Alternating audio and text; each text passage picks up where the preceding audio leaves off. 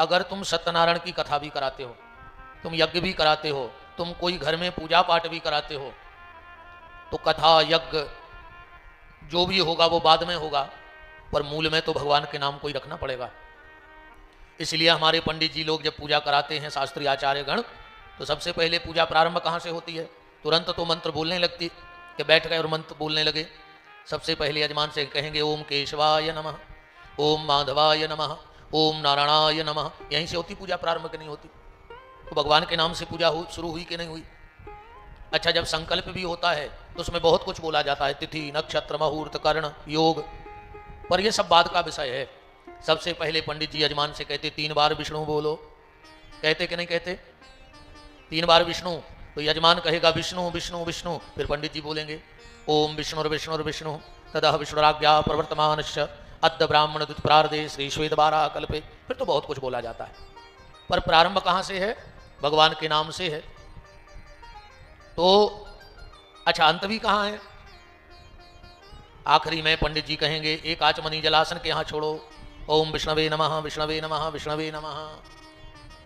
और अगर जिंदगी का भी अंत सुनना चाहते हो तो फिर आखिरी में एक ही शब्द बोलो जाने है कि राम नाम सत्य है। फिर कौन के है कि 4 बिल्डिंगें सत्य हैं, बहुत बड़े बड़े आदमों के मारे भी पगाए हुई हो। आज तक कौन कही कि 6 करोड़ सत्य हैं। हमारे गड़ाकोटा से अज्जू तिवारी जी भी विराजे हैं, जो पूर्व में कथा के यजमान रहे, और हमारे अचलपुर से कमल सिंह जी वो भी विराजे हैं। सबका खूब मान है। ये सब ठाकुर जी का परिवार है। जो यजमान बन गया वो ठाकुर जी का रिश्तेदार बन गया, नातेदार बन गया। तो आखिरी में भैया एक ही शब्द बोलो जाने हैं कि राम नाम सत्य है। तुम तो एक जने खड़े हो जाके हम फलाने के मरबे में गए थे, आदमी चले आ रहे थे कि 30 4 व्हीलर सत्य हैं। बोलो एक आध जने उठ के बता दो अगर कहूँ सुनी हो तो। राम नाम सत्य है, तो भगवान का नाम लेते रहो। आज मंगलवार है और भगवान का नाम कैसा है? बोले मंगल भवन मंगलहारी द्रवहु सुदशरथ अजर विहारी। भगवान का नाम मंगलमय है, और भगवान जहां रहते हैं वहां भी मंगल ही होता है। गोस्वामी तुलसीदास जी को लिखना पड़ा मानस में कि मंगल रूप भयउ बन तब ते। कब ते? बोले कीन निवास रमापति जब ते। अगर भगवान जंगल में भी पहुंच जाएं तो जंगल में भी मंगल हो जाता है। अब बात आती है कि भगवान मंगलमय है, भगवान जहां रहे वहां मंगल है। अच्छा, जो भगवान का नाम ले उसका भी मंगल होगा। तुलसीदास जी को लिखना पड़ा कि मंगल मूर्ति मारुति नंदन। हनुमान जी निरंतर नाम लेते हैं, इसलिए हनुमान जी के साथ भी मंगल शब्द जुड़ा है। अब बात आती है, हम इतना भजन तो कर नहीं पाएंगे जितना हनुमान जी ने किया है, तो क्या हमारा और आपका कभी मंगल नहीं होगा? गोस्वामी जी कहते चिंता मत करो, ये भी प्रमाण पत्र ले लो। भाव कुभाव अनख आलसहु परिणाम जपत मंगल दिशि दसहु। भाव से कुभाव से जैसे भी नाम लो, पर भगवान का नाम तुम्हारा मंगल करेगा, इसमें कोई दो राय नहीं है। और आज की कथा में एक बात और समझ लो, तुम्हारे जीवन में कोई कष्ट आवे और अगर वो कष्ट चला जावे, तुम्हारे जीवन में कोई कष्ट आया है और अगर वो चला गया, तो समझ लेना कि भगवान की कृपा तुम्हारे ऊपर अभी है। भगवान के भजन का पावर आज भी तुम्हारे घर में है। और अगर कोई दिक्कत आवे और जा ना रही हो, तो कई बार लोग ये कह देते हैं कि अब तो भगवान है ही नहीं, हमारा तो भगवान से भरोसा उठ गया। ऐसे शब्द मत बोला करो। कई बार गुस्से में लोग कहते हैं अब तो हमारा भगवान से भरोसा ही उठ गया, अब तुम्हारा तो भरोसा उठ गया, अब तुम्हें भगवान ने उठा लाए तो बोलो तुम्हारा तो भरोसा उठ गया और भगवान कहे अब तुम इसे भी उठा लो, फिर क्या होगा? अगर जीवन में कोई समस्या आई है और वो चली गई तो समझना भगवान का भजन का पावर है। और अगर वो समस्या नहीं जा रही है तो ये मत कहना कि भगवान नहीं है या भगवान से हमारा भरोसा उठ गया। उस वक्त ये सोचना कि हमारे भजन का वजन कम हो गया है, इसलिए अपना भजन बढ़ाओ, अपना भजन बढ़ाओ। तुलसी अपने राम को रीज भजो के खीज, और खेत परे में ऊँग हैं उल्टे सीधे बीज। जैसे बने वैसे नाम जपो। देखो एक बात और सुन लो, अगर तुम्हारे जीवन में भजन का पावर है, भगवत कृपा है, तुम कुछ गलत करने भी जाओगे तो अच्छा हो जाएगा। तुम भले कुछ गलत करने जा रहे हो, पर अगर भजन है, सत्संग है, तो बुरा काम भी अच्छा हो जाएगा। और अगर भजन को वजन कम होगा तो तुम अच्छो करवे भी जो हो तो गलत हो जाए। जब आदमी को समय खराब आत है तो ऊंट पे बैठे आदमी को कुत्ता काटत है। ऊंट पे बैठे आदमी को कुत्ता काटत है जब समय की मार व्यक्ति को गलत है तो। और अच्छो भजन हो तो एक आदमी के पास एक हीरा था, लगभग कीमत हुई है 20 लाख को। उसको जाना था बेचने के लिए भोपाल। उसने सोचा सागर में बेचेंगे, बात ना खुल जाए तो बाहर बेचाओ चुपचाप। अब वो किसी को साथ में भी नहीं ले जा सकता कि हम 20 लाख को हीरा बेचने जा रहे। चुपचाप ट्रेन में बैठ गया। ट्रेन हो गई लेट, वो पहुंची रात के 1 बजे भोपाल। अब उसने सोचा दुकानें तो सुबह खुले हैं, अब हम स्टेशन पे भी कोई को नहीं बता सकत कि हम 20 लाख को हीरा धरे ना, कोई भी मार के फेंक दे। अब उसको चिंता लगी कि हम क्या करें क्या करें क्या करें। तो के दिमाग में एक बात आई कि स्टेशन पे कोनो हल्की पतरी चोरी करें ले रहा है, पुलिस हमें उठा ले, रात भर राख है बंद, तो हम भी सुरक्षित, हीरा भी सुरक्षित, सवेरे जमानत करें भाग जाए। दिमाग उन्हें अच्छा लगा। उसने क्या किया, एक माताजी छत्ता लाइन चली जा रही थी। उन्हें सोची इन बहन जी को छत्ता छीन लो, अब भाई जो पुलिस से शिकायत कर पुलिस हमें बंद कर दे। तो वो दौड़ करके गया और जैसे ही उन बहन जी का छत्ता पकड़ा, बहन जी बोली सॉरी भाई साहब, मुझे पता नहीं था कि ये छाता आपका है, वहां पड़ा था तो हम तो उठा लाए। बोलो गया तो था गलत करने, पर अच्छा हो गया कि नहीं हो गया। ऐसे ही अगर जीवन में तुम्हारे भजन है तो गलत भी अच्छा हो जाएगा, और अगर सत्कर्म नहीं है तो तुम अच्छा भी करोगे तो गड़बड़ हो जाएगा। इसलिए जो शेष बची है उसे विशेष बनाओ। आज की चर्चा यहां से प्रारंभ है, फिर हम प्रवेश करेंगे अपने कथा में। एक राजा ने, बहुत ध्यान से समझना, एक राजा ने एक आयोजन रखा, बड़ा आयोजन रखा गया। उसमें एक नर्तकी आई नाचने के लिए, रात का प्रोग्राम था। राजा के गुरुजी भी आए, राजा के मित्र भी बैठे थे, राजा की पत्नी भी बैठी थी, राजा का बेटा भी था, राजा की बिटिया भी थी, राजा का मंत्री भी था। पूरी रात अच्छा कार्यक्रम चला, पर सुबह पहर में उस नर्तकी ने देखा उसके साथ जो संगीत वाले आए थे कि तबले वाले को नींद आ रही है, क्योंकि वो रात भर उसने तबला बजाया तो उसे नींद का झोंका आया तबला बजाते बजाते। अब नर्तकी ने सोचा जोर से कह नहीं सकते, पर इशारा तो करना पड़ेगा। तो गाते गाते उसने तबले वाले से एक बात कही कि तबला वाला समझ जाए और राजा को यह भी ना लगे कि हमने पैसा दिया है तो ये लोग बजा नहीं रहे हैं। तो नर्तकी ने गाते गाते एक दोहा बोल दिया। क्या बोला कि घड़ी गई थोड़ी रही, या पल में पल जाए। उसका मतलब कि पूरी रात इतने आनंद में निकल गई, अब 10-20 मिनट की बात है सो तो मुंह घिराए भाई, अपनी बुंदेलखंडी पूरा हाथ ही न कर गया, पूंछ रह गई। तो घड़ी गई थोड़ी रही, या पल में पल जाए, और एक पल के कारण तू यूं न कलंक लगाए। एक पल को कलंक न लगवा दो। अब उस नर्तकी ने, नाचने वाली ने कहा तो किससे? तबले वाले से। पर जो राजा के गुरुजी बैठे थे, राजा ने बहुत धन दिया था उनको, बहुत धन दिया था, अपनी पोटली दवाएं बैठे थे। और जैसे ही उन्हें सुनी कि घड़ी गई थोड़ी रही, या पल में पल जाए, और एक पल के कारण यूं न कलंक लगाए, उन्होंने पूरी पुटरिया उठाई और नर्तकी के सामने फेंक दी। राजा बोले कि क्या कर रहे हो, इतना धन दिया हमने आपको और आपने ये पैसा एक नर्तकी पे लुटा दिया। महात्मा की आंखों में आंसू आ गए। बोले राजा, आज मुझे बहुत बड़ी सीख इस नर्तकी के द्वारा मिल गई। बोले क्या?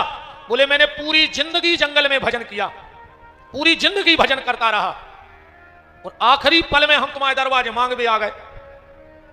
और जब पूरी जिंदगी भजन करो तो आखिरी में काय को बिगाड़े संपत्ति के पीछे, इसलिए मुझे संपत्ति नहीं चाहिए। और राजा को कहा जय सिया राम में चला, अब अपनी एक पल की जिंदगी अब हम बर्बाद नहीं करेंगे। गुरुजी तो सीताराम सीताराम कहते हुए दरवाजा छोड़ा ही था, बेटा आके चरणों में गिर पड़ा।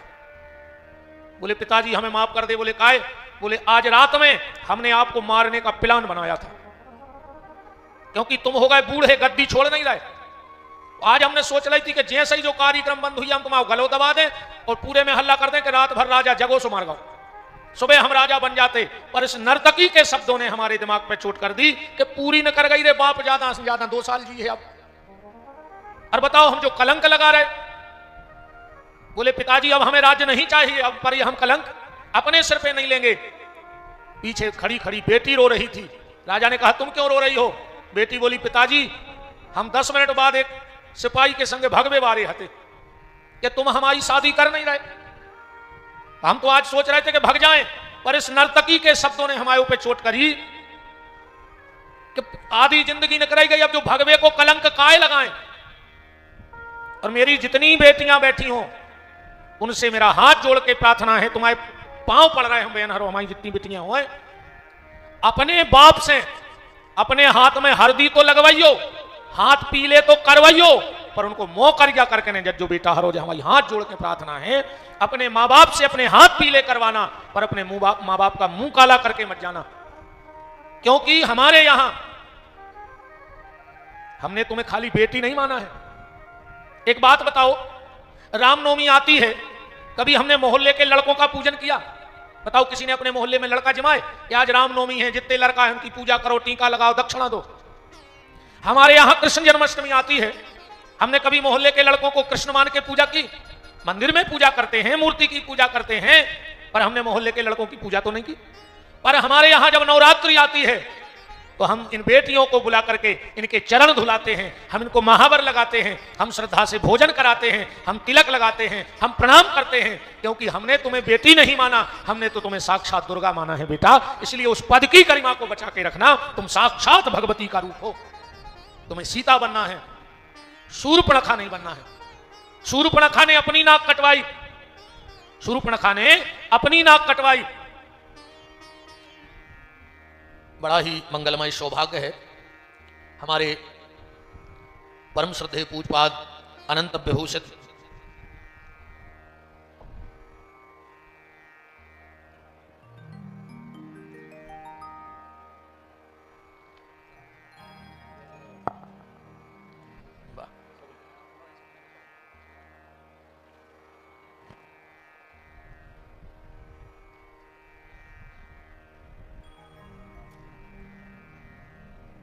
परम श्रद्धेय पूजपाद अनंत विभूषित महंत श्री 108 श्री राम अनुग्रहदास जी छोटे सरकार के विशेष कृपा पात्र और जिनकी प्रशंसा वाह वाह वाह वाह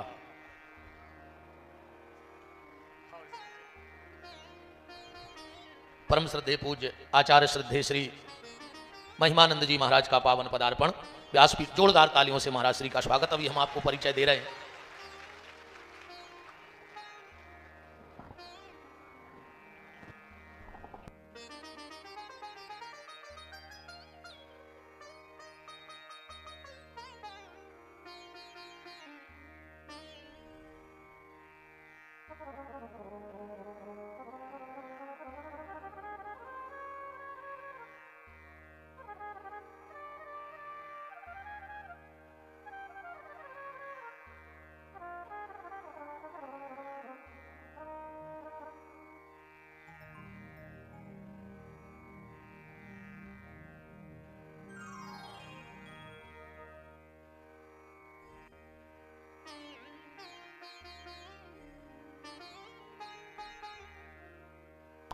ये छोटे सरकार की तरफ से आशीर्वाद आया है, शुद्ध तुलसी की माला है।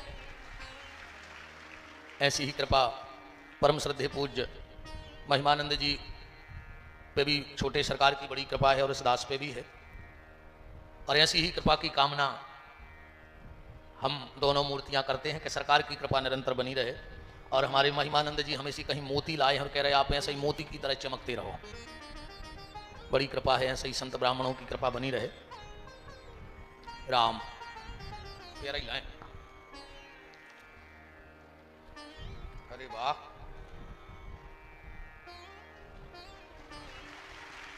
पूज्य महिमानंद जी विराजे हैं और जिसकी तारीफ मेरे सरकार कर दें वो खोटा सिक्का तो हो ही नहीं सकता है, वो खरा सोना है। क्योंकि सरकार वो पारखी हैं कि उन पे इतनी भगवत कृपा है, अपने गुरु का उन पे आशीर्वाद है कि उनको सब पता है। आप उस देखो, और मैं कई बार कथाओं में कहता हूं कि भूतों से और धूर्तों से दूर रहो। अपन तो बिल्कुल स्पष्टवादी हैं, हम सब जानते हैं। भूतों से धूर्तों से दूर रहो, पर भगवान पे भरोसा करो। भरोसे के लायक भगवान हैं और गुरुदेव हैं। और जब सरकार ने ये बात कही तो मुझे लगा कि वास्तव में ये बात लोगों तक पहुंचनी चाहिए और सत्य को प्रमाण की जरूरत नहीं होती है। सूर्य उदय होता है तो कोई किसी के घर आज तक बताने नहीं गया कि दिन होगा, वो तो सूर्य उदय हुई अपने आप दिखा जाओ जी लो। अंधकार होगा तो अपने आप पता लग जाएगा। तो ऐसे पूज्य छोटे सरकार के विशेष कृपा पात्र हमारे महिमानंद जी। और आप इस बात को बिल्कुल, हमारी बात को ऐसे मत मानना झूठी झूठी। अपन तो बे आए कि जब परख लेते हैं एक ही बात को ऊपर भरोसा करते हैं, जब हमारा शुरू से स्वभाव रहो है। हम 25 साल से घूम रहे आप सबके आशीर्वाद से, पर हमारा सिर्फ 2 जगह समर्पण हुआ। पहला पूज्य देवरी वाले दद्दा जी के चरणों में, खूब हमारा सबको सम्मान है, हम सब संतों का सम्मान करते हैं। हम ये नहीं हमें देखना है, तो प्रणाम से मतलब है, श्रद्धा सबके प्रति है, भाव सबके प्रति है, पर समर्पण मेरा सिर्फ पूज्य दद्दा जी देवरी वाले और छोटे सरकार के चरणों में हुआ है। इसको आप कुछ भी मान लो, कुछ भी कह लो। प्रमोद भैया हमें बहुत अच्छे से जानते कि हम कौन टाइप के आदमी। हम एक तो चमक धमक वारी हमें ज्यादा अच्छे नहीं लगा, ईमानदारी जाया है। जैसे मिलवे पे ज्यादा दिक्कत होने लगे, हमें मिल नहीं नैया भाई। हम 2 घंटा तुम्हारा इंतजार कर रहे हैं बाहर, उतने में हम 2 माला ने फैलने बैठ गए। चमक धमक हमें बिल्कुल पुसात नहीं है। और भगवान करे सब संत ब्राह्मण बैठे हैं, सो आशीर्वाद दियो कि हम कबों VIP ने बने, और जो ना VIP बनवे को विचार आवे सो भगवान इतने से उठा के ऐसी जगह पटकें कि फिर हम जिंदगी में उठा ही ना पाए। हनुमान जी हम पे ऐसी कृपा करें रहियो कि कबों भी हमसे मिलवे में कोई दिक्कत नहीं हुई। जो अंदना में जो लगा कोई से पूछने पड़े कि कहा गुरु जी से मिल रहे, उतना गुरु जी मारा गए कहा है, बिल्कुल सही सही जानियो, निपटाई गए कहा है, फिर तो जी रहे आत्मा मर गई। तो पूज्य महिमानंद जी प्रणाम, हनुमान जी की और छोटे सरकार की ऐसी कृपा है। और आप कभी मिलके देखना, आचार्य जी गुरु जी आप एक नारियल दे दो इनके हाथ में और इनसे आप पूछ लो पूरा आपका भूत और भविष्य लिख के दे देंगे। नारियल में ऐसो नारियल पकड़ के कौन हो का जानना है, और जब जान ले जब मानियो, हमारी ना मानियो, अपन तो सीधे सीधे हैं, हमारी बात पे आंखें बंद कर भरोसा नहीं करियो। और ऐसा कोई पे न करेंगे गाड़ रहूंगा कि ये गड्ढा में गिरी सो पीछे से पूरी गिर पड़ी। अब जाने पूछी के बाद फैसला लेकर गिरी के काहे गिरी। पर ये सिर्फ छोटे सरकार की कृपा है, बड़ी जय जय की कृपा है और हनुमान जी की विशेष कृपा है कि अगर महाराज जी को कोई हाथ में नारियल दे दे तो महाराज जी को पूरा भूत और भविष्य तुमने कल्पना ने करी हुई, तुमने जो अपने आप को बात ने बताई हुई, महाराज जी तुम्हें बता दें कि तुमने ये सो करो है। ये कृपा है और ये उपाध्याय परिवार का सौभाग्य है कि ऐसे ऐसे दिव्य दिव्य मूर्तियाँ यहाँ पधार रही हैं और ये पूरे छोटे सरकार की कृपा है। यहाँ जो भी हो रहा है वो सब छोटे सरकार की कृपा से हो रहा है। करते हो तुम मेरे सरकार और हम दोनों का नाम हो रहा है। क्यों प्रमोद भैया, सब सरकार की कृपा है। बहुत बहुत प्रणाम करता हूं जो आपने कृपा यहाँ तक करी। बोलो छोटे सरकार की। तो बात आपसे हम निवेदित कर रहे थे कि घड़ी गई थोड़ी रही या पल में पल जाए और एक पल के कारण अब काहे कलंक लगाए। अपने बाप से हाथ पीले करवाना, अपने माँ बाप का मुंह काला मत करना। और हम तो कहते भगवान ऐसी औलाद हो तो ही मर जाए, बिना ही औलाद के अच्छे ये कई चीज को तो रोने के हैं नहीं। अकम पूरी कुल की डुबो जाए, पूरे कुल की डुबो जाओ तो बड़ धिक्कार है। फिर तो तुम सूप न खा कहाँ आई, सीता तो तुम हो ही नहीं सकत। बिटिया 2 कुल की लाज बचाती है, बेटा तुमने भी 2 ही कुल की लाज बचाइयो। हम जब बात गुरु जी बन के नहीं कह रहे, हम जब तुम्हारे बड़े भैया बन के कह रहे, हमारा अधिकार है, तुम हमारी बहनें बैठी हो तो हमारा अधिकार बनत है कभी को। अब ये पे आजकल आदमी कछु भी जब शॉर्ट वीडियो काट काट के विपिन बिहारी ने ये कहा, विपिन तुम हमारा कर काले हो, हमें जा बताओ, नहीं तो हमें वोट चाहने के जनता हमारे खिलाफ हो जाए। भाई जो डर रहे थे देखो वोट चाहने के आ रहे हैं, सुनो हमारा कछु हल्ला उड़ जाए सो हमें आदमी वोट नहीं दे। हमने तुम्हारे घरे वोट मांग भी आ रहे हैं, तुम्हें सुनने हो सो सुनो, अन्य सुनने हो सो ऊपर सरकार दिक्कत तुमसे कई कोने हती कि हमें सुनो। हम तो कहने थे तुम्हारे घरे के हमें बैठ के सुनी हो, ये हम बिल्कुल नहीं डराए कि हमारा बदनाम, तुम तो कर ले जित तो कर पाओ। 20 आदमियों ने बांस डाल लाए, मानो जा मछलियां नहीं फंस रही, 20 आदमी बांस डाल चुके हमें फंसावे, हम फंसवे बारे नहीं है, ने हमें जो डरे आए, ने हमारे को गलत काम आए, ने हमारी पुरानी रिपोर्टें आए कि तुम भी होम सुवा दे का कर हो, हम जा बताओ। हाँ हमें तुम्हारा वोट नहीं चाहिए, हमें तुम्हारा सपोर्ट भी नहीं चाहिए। छोटे सरकार और हमारे सांवरे सरकार को सपोर्ट बनो रेवे, हमें कोई के सपोर्ट की आवश्यकता नहीं है, बिल्कुल जो ध्यान रखियो। ने हमें जायदाद कमाने आए और हमें ऐसी जायदाद कमाने भी नहीं है कि हम अरबों खरबों की जायदाद कमाएं, सुठलू का मजा मार हैं, हम जेल की रोटी खे हैं, इसे हम तो तुम्हारे से मांग मांग के खाते रहे, हमें ऐसी जायदाद चाहिए नहीं है। तो ना तुम्हारा वोट चाहिए ना तुम्हारा सपोर्ट चाहिए, पर एक चीज जरूर चाहिए और वो मेरी झोली में डाल देना अगर आपको उचित लगे, मुझे तुम्हारे जीवन की खोट चाहिए, जो तुम्हारे जीवन में खोट है उसको दूर करके रहूंगा, ये मेरा संकल्प है।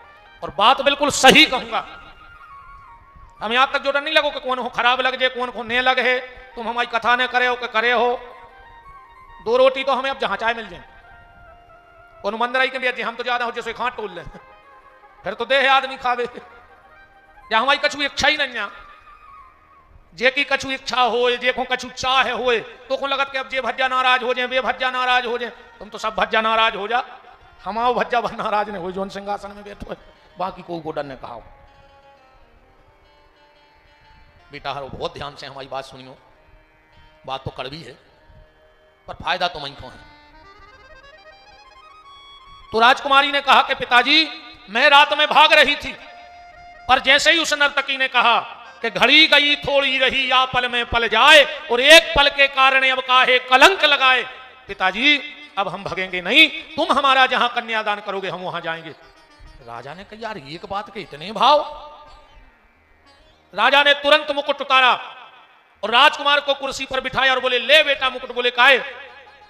बोले अब हमारी भी आंखें खुल गई, ये मरवे बारे हैं तनक सो समय बचो, अब ये भी ये गद्दी को लोभ जाकेता है कि घड़ी गई थोड़ी रही या पल में पल जाए, और एक पल के कारण काहे कलंक लगाए, तो ले बेटा आज से राजगद्दी तुम्हें। उस नर्तकी ने देखा बहुत धन दो तो गुरुजी को राजा ने, उस नर्तकी ने देखा चारों तरफ हीरे मोती बिखरे पड़े हैं। उसने कही बताओ यार हमने तो अकेले तबला बारे से कही थी, अरे हमारा तो कछु स्वभाव हतो ने के बाबा जी बैराग, राजा की बिटिया भगवो कैंसल हो गओ, राजा को लड़का हत्या से बच गओ, राजा ने जिंदगी सुधार ली। वो नर्तकी ने भी खोले घुंघरू। राजा बोले अब नहीं नाचोगी? बोले राजा आज मुझे भी शिक्षा मिल गई कि घड़ी गई थोड़ी रही और या पल में पल जाए, ना जाने मेरी श्वास कब आखिरी हो जाए, कुछ पुराना बिगड़ गया होगा तो ये सब करना पड़ रहा है, अब जितनी बची है उतने को संभाल लें। तो उस नर्तकी ने भी भगवत भजन में अपनी जिंदगी निकाल दी। यही हम आपसे निवेदन कर रहे हैं कि जो शेष बची है कम से कम उसी को विशेष बना लो, बाद में तो तुम्हारे अवशेष भी नहीं रहने हैं, अवशेष भी नहीं रहेंगे, इसलिए जो बनी है उसको विशेष बनाओ। और विशेष कैसे बनेगी? विशेष तो संत सदगुरु की कृपा से बनेगी, सदमार्ग पे चलने से बनेगी, सत्कर्म करने से बनेगी। इसलिए जितनी बची है उसको संभालो। जो बीत गई सो बीत गई, जो बीत गया उसे बीत जाने दो, जो हुआ सो हो जाने दो। अब वो तुम लौटा नहीं सकते, पर 2 चीजें तुम्हारे हाथ में हैं। जो बीत गया उसका तुम कुछ नहीं कर सकते, पर जो चल रहा है उसकी चाल बदल सकते हो। जो चल रहा है उसकी चाल बदल सकते हो, जो निकल गया है उसका कुछ नहीं कर सकते। और भविष्य तुम्हारे हाथ में है नहीं, इसलिए वर्तमान को जियो। और वर्तमान सुंदर हो जाए तो समझ लेना सारी कृपा हो गई। बोलो वृंदावन बिहारी लाल की। आज मंगलवार है तो हनुमान जी से कोई प्रवेश करा लेते हैं। हनुमान जी तो आएंगे आज थोड़ी देर को कथा में। जब रावण के दरबार में हनुमान जी पहुंचे हैं तो रावण अपना वैभव दिखा रहा था। रावण अपना वैभव दिखा रहा था। मेरी सोने की लंका देखो, मेरा परिवार, मेरा शस्त्रागार, मेरा धनागार, मेरा परिवार। हनुमान जी देखा ही नहीं रहे थे। रावण को बड़ी गुस्सा आई और गुस्से में चिल्ला के बोला, क्यों रे बानर, मैं तुझे अपना वैभव दिखा रहा हूं और तू देख नहीं रहा है। हनुमान जी बोले, रावण, जो मैं देखना चाहता हूं वो तेरे घर में है नहीं, और जो तू दिखा रहा है वो मैं देखता नहीं हूं। रावण ने कहा, मेरे यहां किस बात की कमी है? हनुमान जी बोले, रावण तू विद्वान है। हाँ, रावण बहुत बड़ा विद्वान था। और महाराज जी, विद्वान में और विद्यावान में बड़ा अंतर होता है। हनुमान जी विद्वान नहीं है। विद्यावान गुणी अति चातुर, विद्वान तो रावण है, पर हनुमान जी विद्यावान हैं। विद्यावान में और विद्वान में क्या अंतर है? विद्वान और विद्यावान, अगर तुम विद्वान हो तो कोई मतलब नहीं है, तुम विद्यावान बनो, क्योंकि विद्यावान के उच्चारण और आचरण एक होते हैं। विद्यावान की कथनी और करनी एक होती है। तो हनुमान जी विद्यावान हैं। हनुमान जी बोले, तुम विद्वान हो तो तुम ही इसका जवाब देना। बोले, क्या? हनुमान जी बोले, रावण एक बात पूछे। रावण बोला, पूछो। हनुमान जी बोले, किसी नारी को करोड़ों रुपए का जेवर पहना दो, किसी नारी को करोड़ों रुपए का जेवर पहना दो और उसे कपड़ा ना पहनाओ, तो क्या कोई समझदार व्यक्ति उस तरफ देखेगा? आप लोगों का क्या जवाब है? देखेगा कि नहीं देखेगा? सबके सिर हिलने लगे। रावण ने भी कह दिया कि नहीं देखेगा। हनुमान जी बोले, तेरी हालत भी रावण ऐसा ही हो गई है। तो फिर आप सुंदरकांड पढ़ो। बसनहीन नहीं सोहे सुरारी, सब भूषण भूषित बर नारी। जैसे माताओं की शोभा आभूषण से नहीं वस्त्रों से है, ऐसी इस मानव की सेवा संसार के वैभव से नहीं, भगवान के भाव से है, भगवान के नाम से है।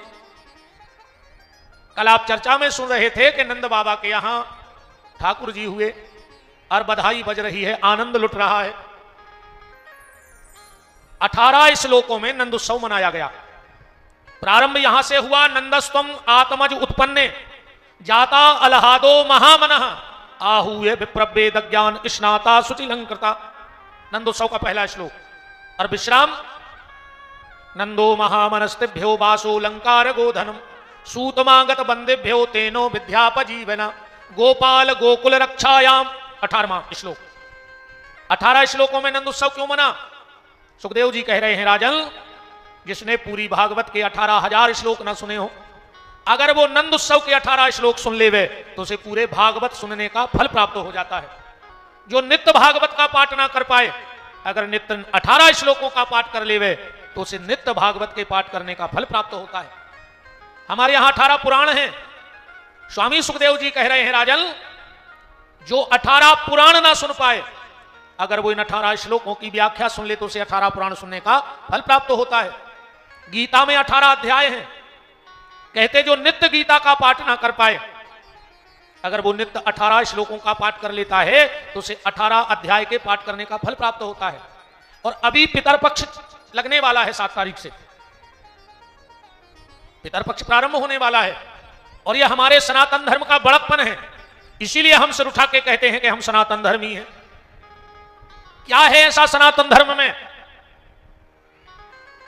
जिसको मिटाने के लिए कई पापी लगे हैं? आज कई पापी लगे हैं, पर उनको विपिन बिहारी का खुला चैलेंज है, तुम्हारे फरिश्तों में इतनी ताकत नहीं है कि तुम सनातन धर्म का बाल बांका कर सको। अब ध्यान से मेरी बात सुनना। तुम सनातन धर्म के मंदिर मिटा सकते हो, क्योंकि हम मंदिरों में पूजा करने जाते हैं। तुम सनातन धर्म की मूर्तियां खंडित कर सकते हो, क्योंकि हम मूर्ति पूजक हैं। पर तुम कहां कहां से सनातन धर्म मिटाओगे? हम सनातन धर्मी मिट्टी की पूजा कर सकते हैं। अगर तुम में दम है तो मिट्टी मिटा के देखो दुनिया की। हम जल को भगवान मानते हैं, हम जल की पूजा करते हैं। अगर तुम्हें सनातन धर्म से इतनी नफरत है तो जल पीना बंद कर दो, हम जान जाएंगे कि तुम सनातन धर्म से नफरत करने वाले हो, हमारे सनातन धर्म को नहीं मानते। हम सूर्य की पूजा करते हैं सनातन धर्म में, अगर तुम में दम है तो सूर्य को मिटा के बता दो। हम चंद्रमा की पूजा करते हैं, हमारी माताएं करवा चौथ को चांद की पूजा करती हैं। अगर तुम्हें दम है तो चंद्रमा को मिटा के बताओ, हम समझ जाएंगे कि तुम सनातन धर्म मिटा सकते हो। सनातन धर्म को मिटाना कोई गाजर मूली उखाड़ने जैसा है। अरे लाखों आए और लाखों चले गए और लाखों मर जाएंगे, पर सनातन धर्म का बाल बांका करने वाला कोई नहीं है। अभी पितरपक्ष आने वाला है, जो बात मैं कह रहा हूं। और सनातन धर्म का बड़कपन देखो आप। एक व्यक्ति रो रहा था, जोर जोर से चिल्ला रहा था और कह रहा था, हे ऊपर वाले, अगला जन्म अगर मुझे इस भारत की भूमि पर मिले तो किसी हिंदू के घर में मिले। तो बगल वाले ने कहा, क्यों, ऐसा क्यों कह रहे हो कि अगर अगला जन्म मिले तो किसी हिंदू के घर में मिले? बोले, आज मैंने अपने बेटे से पानी मांगा तो उसने मुझे मारा, पर धन्य है वो सनातन धर्म, हमारे यहां जीते जी लड़का पानी नहीं दे रहा और वहां मरने के बाद भी बेटा अपने मां बाप को पानी देता है। यह गौरवशाली इतिहास है सनातन धर्म का। अभी पितरपक्ष आने वाला है। अब आज तो नहीं, आज हमें बहुत लीलाएं कहनी है, पर कल हम एक पूरा हमारा आपसे प्रवचन, इन 15 दिन में तुम्हें क्या करना है अपने पितरों के निमित्त, कौन कौन से नियम 15 दिन घर में बनाने चाहिए जिससे हमारे पितर संतुष्ट हो जाएं। ज्यादातर अभी आदमी को जो पता नहीं है कि पितर होत कितने प्रकार के हैं। ये तो दाएं हैं पितर, कई पितरों में मिलाने, पितरों में कुआं पितर। अगर हम आपसे नाम पूछ लें कि आप हमें खाली पितरों के नाव बता दे, तो तुम्हें नाव तक पता नहीं है, मैं तो पितरों को पटा पे बैठाने हैं। कहा जब तुम देख खतरा है। सनातन धर्मी हो तो इन चीजों का ज्ञान रखो। अभी तुम तर्पण करने जाओ, पानी देवे जाओ, कोई पूछे कौन को पानी दे रहा है, जो पितरों को, वो कहे कौन कुआं पितर, कितने प्रकार के हो, क्या जवाब दे हो। ध्यान से सुनना, पितर होते हैं तीन प्रकार के पितर होते हैं।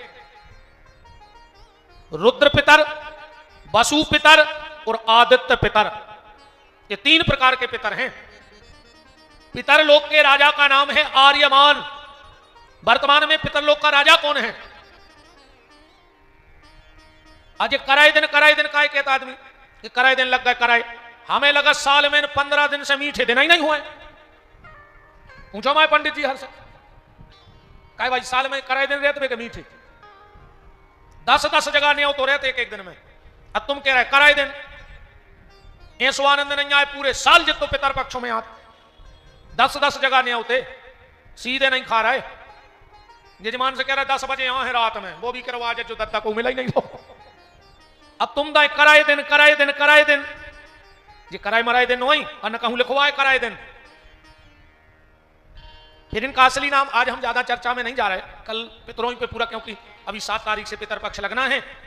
तो बिल्कुल एक प्रमाण देकर शास्त्र को, ऐसा नहीं कि घर से कछु बना के ले आए हैं बातें। कल कम से कम 1 घंटे का प्रवचन उन माता पिता के लिए जो हमें छोड़ के तो चले गए हैं, पर उनका आशीर्वाद आज भी हमारे और आपके ऊपर है। उनको हमारी कौन सी क्रिया से संतुष्टि मिलेगी, घर में ऐसा क्या करो कि वो पितर लोक में प्रसन्न हो जाएं। महाराज जी, यहां तक मैं रात में एक पुस्तक देख रहा था, उसमें लिखा था कि जब भगवान का जन्म हुआ और नंद बाबा को पता लगा, तो वो तो यमुना जी के किनारे खड़े थे, और जैसे उनकी बहनों ने कहा कि छोरा होगा, नंद बाबा घाट पे से तुरंत जमुना जी में कूद गए। कहते हैं जब पिता को यह खबर लगे कि हमारे यहां पुत्र हुआ है, तो शुद्धि के बाद जो घर की शुद्धि होती है, दष्टोन आदि हो जाता है, तो पिता को तुरंत किसी ना किसी तीर्थ में स्नान करने जाना चाहिए। लाख काम छोड़ करके अगर तुम्हारे यहां पुत्र हुआ है तो पहला काम यह करो कि तुम किसी तीर्थ में स्नान करने जाओ और तीर्थ में कूदो, ऐसे कूदो के पानी ऊपर फेंके। कहते हैं जब पिता तीर्थ में जाके पुत्र होने के बाद कूदता है और जितना जल ऊपर को फेंकता है वो पूरा पितरों को मिलता है और वो संतुष्ट हो जाते हैं कि हमारी वंश की बेल बढ़ गई है। दूसरी गलती एक और मत करना पितर पक्ष में, जो भी तुम्हारे घर में ब्राह्मण देवताओं को तुम जिमाओ, और जब ब्राह्मण तुम्हारे घर आए तो उनके चरण तो धुलाना, पर कभी उनके चरण कपड़े से पोंछना नहीं चाहिए। संत तुम्हारे घर में आवे, ब्राह्मण तुम्हारे घर में आवे, और तुमने अगर उनके चरण धुलाए हैं तो वो चरण को कपड़े से पोंछो मत। उनसे कहो कि गीले चरण हमारे घर में चलो, क्योंकि जब संत ब्राह्मण गीले चरण तुम्हारे परिवार में तुम्हारे घर में चलते हैं तो सबसे पहले तो तुम्हारे घर का कलेश दूर होता है, और दूसरा जितनी बूंदें उनके चरणों से जाकर गिरती हैं वो जल पितरों को प्राप्त होता है, वो जल पितरों को प्राप्त होता है। इसलिए कभी भी कोई संत ब्राह्मण पधारे आपने चरण धोए तो उन चरणों को कभी कपड़े से साफ मत करना, उनसे कहना कि गीले पांव हमारे घर में चल दो 2-4 कदम। और इतना ना हो पाए 9 दिन अगर तुम्हारे घर में भी छोटी बिटिया है 9 साल से, आप किसी जाति से हो, किसी समाज से हो, 15 दिन ब्राह्मण मिल जाए बहुत अच्छी बात है, ना मिले तो घर की बिटिया के पांव जल में डुबो के उससे कहो कि घर में चलो बेटा 2-4 कदम। कन्या के चरणों से जो जल रिसके जमीन पे गिरता है तो घर की आदि व्याधि का नाश होता है और पितरों को वो जल स्वीकार होता है। आप 15 दिन इतना ही करके देख लेना, आपने बहुत पितर पक्ष करे होंगे। तो पितर कितने प्रकार के हैं? 3, रुद्र पितर, आदित्य पितर और वसु पितर। ये बनते कौन है? माता पिता जब शरीर छोड़ देते हैं तो ये वसु पितर कहलाते हैं। दादा दादी जब शरीर छोड़ते हैं तो ये रुद्र पितर कहलाते हैं, और परदादा दादी जब शरीर छोड़ते हैं तो वो आदित्य पितर कहलाते हैं। और 3 ही पितरों कारण है, चौथी पीढ़ी का तर्पण नहीं करवाया जाता। 3 पीढ़ी का, आदमी कहते हैं 7 पीढ़ी, या 7 पीढ़ी आई कहां से? प्रहलाद जी के यहां से। प्रहलाद जी को लिखा कि प्रहलाद जी ने 7 पीढ़ी का उद्धार किया। अब आप सब विद्वान लोग विराजे हो, मुझे प्रहलाद की 7 पीढ़ियां गिनवाओ पहले तो पीछे की। प्रहलाद के पिताजी का नाम हिरण्याकश्यपु, 1 पीढ़ी हो गई। हिरण्याकश्यपु के पिताजी महर्षि कश्यप, 2 पीढ़ी हो गई। और कश्यप ब्रह्मा जी से प्रकट हुए तो 3 पीढ़ी हो गई। अब चौथी पीढ़ी कहां से आ गई? गिनवाओ कोई, प्रहलाद की हमें 7 पीढ़ियां गिनवाओ कि कहां से बनी। हम तो तुम्हें बब्बा दादा सबके नाम बता रहे। तो ये 7 पीढ़ी बनती है अपने से, ध्यान से सुना। मान के चलो मैं अब 3 हमारे पीछे की और 3 हमारे आगे की, इन 7 को मिला के कहा जाता है कि 7 पीढ़ी का उद्धार हो गया। अगर इन 7 एक भी भक्त अगर कोई परिवार में पैदा हो जाता है, समाज में पैदा हो जाता है, गांव में पैदा हो जाता है, मोहल्ले में पैदा हो जाता है, एक भक्त अगर गांव में भी पैदा हो गया तो पूरे गांव को भगवान से जोड़ेगा। जरूरी नहीं है कि तुम भजन ही करके जुड़ो। अब मान के चलो वो भजन कर रहा हो तो वो की बुराई कर रहे, वो तो कहीं राम ही राम रटत रहते, राम ही राम रटत रहते, तो तुम्हारे मुंह से भी तो राम ही निकल रहा हो के कारण भली तुम की निंदा में निकाल रहे, पर निकाल तो तुम अपने मुंह से राम ही रहे कि नहीं निकाल रहे। अगर हम किसी भक्त की निंदा भी कर रहे हैं, कहीं वो तो भजन आनंदी है 24 घंटा हरे राम हरे राम, अब तुम अगर वो की निंदा करते न करते तो तुम्हें तो हरे राम कह नहीं रहती, कम से कम वो के चक्कर में तो वही पापी के मुंह से निकालेगा। यही बहुत बड़ी कृपा है, ये भी बहुत बड़ी कृपा है। तो 7 पीढ़ी कहलाती है, 3 पीढ़ी आगे और 3 पीढ़ी पीछे, और बीच में हम। इन 7 पीढ़ी का उद्धार होता है।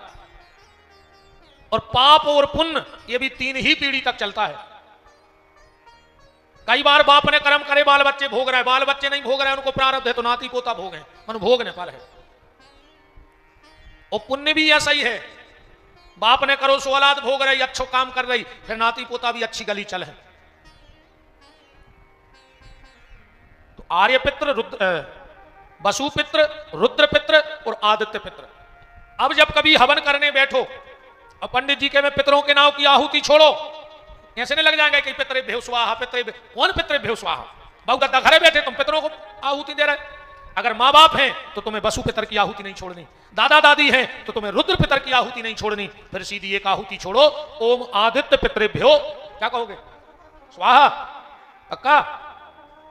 पितरों की आहुति में स्वाहा बोला ही नहीं जाता, पितरों की आहुति में स्वाहा नहीं बोला, वहां बोला जाता है स्वधा। जब तर्पण होता है पंडित जी क्या कहते हैं? मात्रेभ्यो सुधा, परमात्रेभ्यो सुधा, पितरेभ्यो सुधा। पर ये विषय बढ़ जाएगा, ये कल का है, वो कल चर्चा कर भी आता, अपन तना ना चल गया जहां आनंद में है। गोपाल गोकुल रक्षायाम, कछु ग्वालों ने नंद बाबा से कही, नंद बाबा कंस अपना राजा है, अपन को टैक्स भी जमा करने और लड्डू भी देने, ठीक है, तो कछु ग्वालों को गोकुल की रक्षा में छोड़ो। नंद बाबा गए टैक्स जमा करवे, टैक्स जमा करो और कंस के सामने लड्डू रख दे। कंस बोलो कि ये लड्डू, नंद बाबा बोले आपकी कृपा से हमारे यहां बेटा हुआ है, आशीर्वाद से। कंस बोलो कि जुग जुग जिये तुम्हारा लाल, अपने शत्रु को नाश करवे वारो होए। कबे भाव?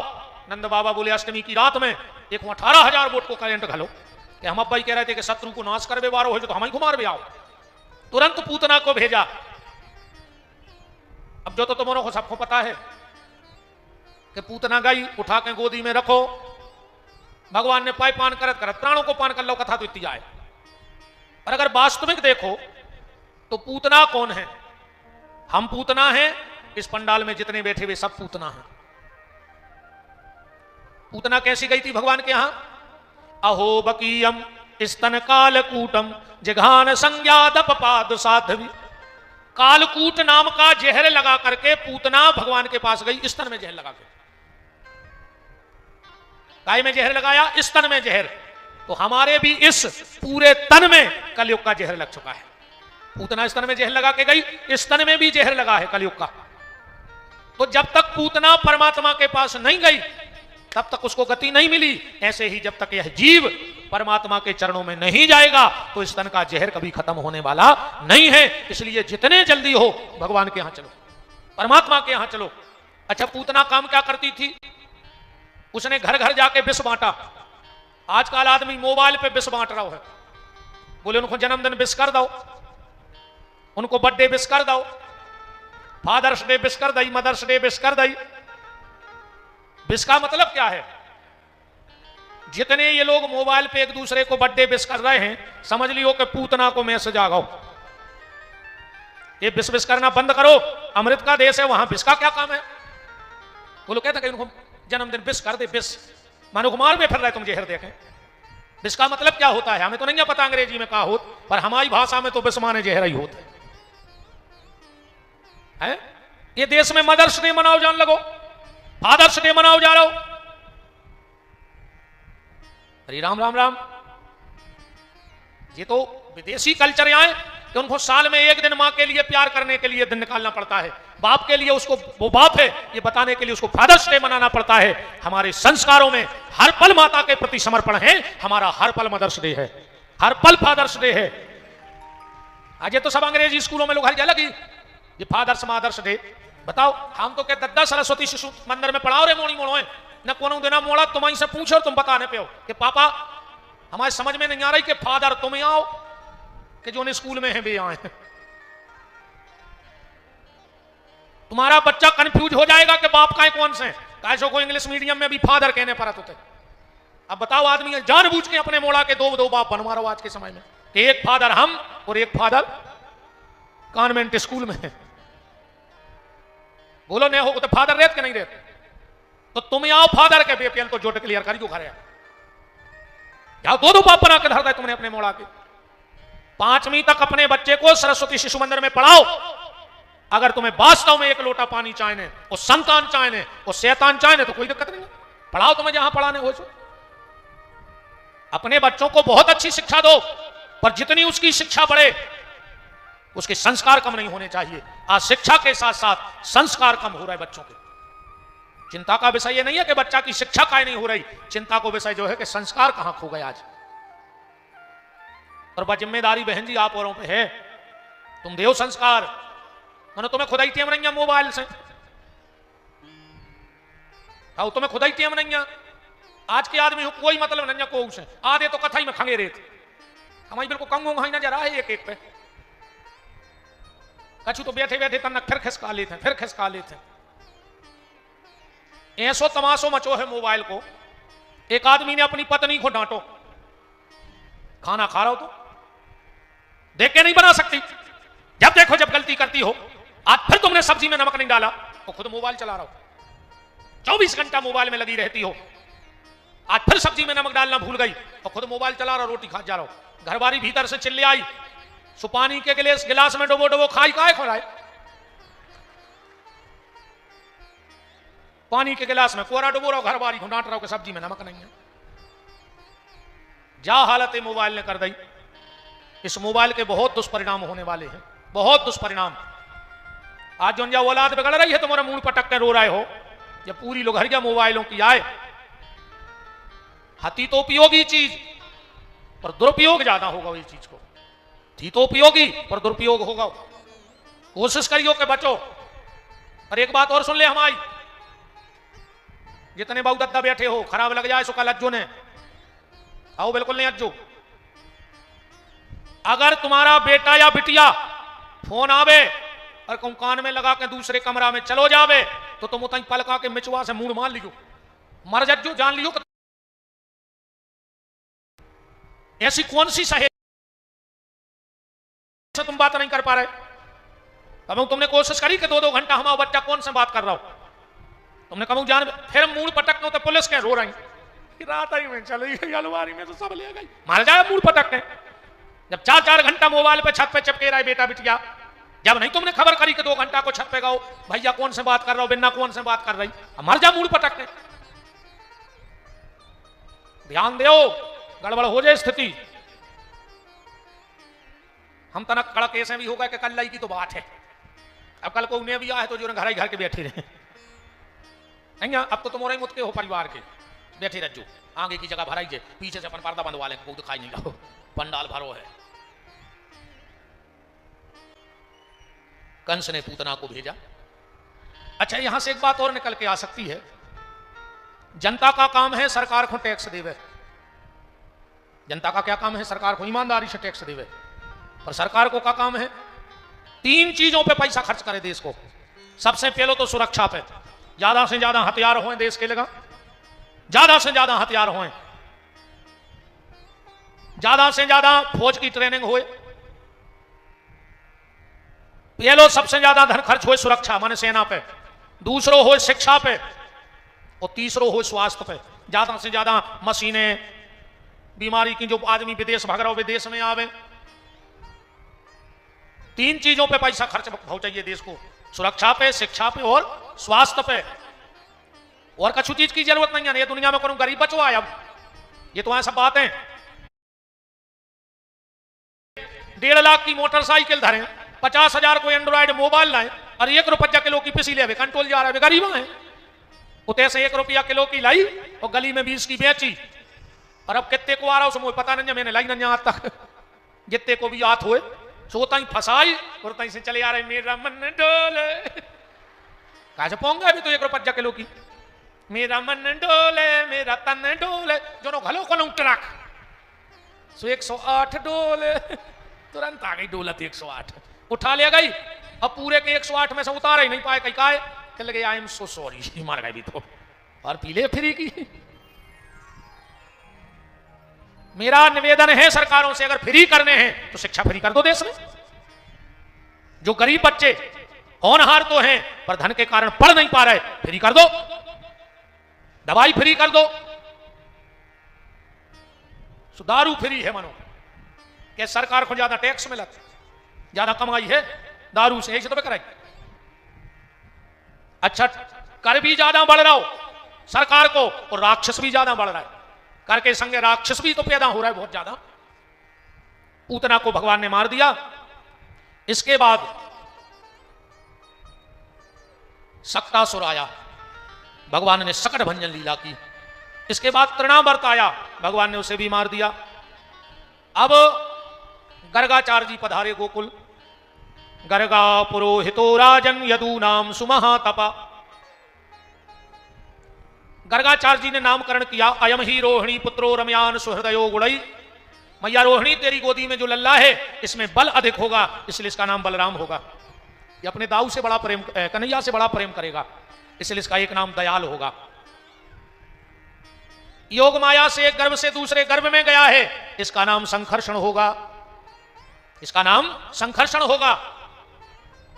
अब नंबर आया ठाकुर जी का, तो बहूनि संतानि नामानि रूपाणि च सुतस्यते।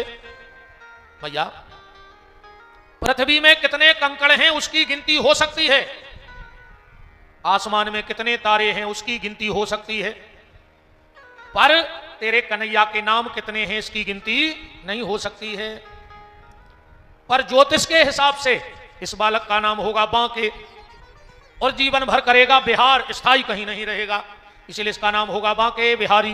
बोलो बांके बिहारी लाल की जय हो। भगवान का नामकरण संस्कार हुआ। अब यशोदा जी को लग रहा है कि हमें मैया कह देता। एक दिन भगवान ने कह दिया मैया, यशोदा जी बोली कन्हैया, भगवान बोले मैया, यशोदा जी बोली कन्हैया। एक दिन यशोदा जी बोली कि ये भगवान पहले बोलत ने हतो और अब बोल पाओ सो चुप नहीं रहे, दिन भर मिट्ठू सो पीछे फिरत है, मैया मैया मैया मैया, दिन भर एक ही काम है, दिन भर एक ही काम है इसके लिए।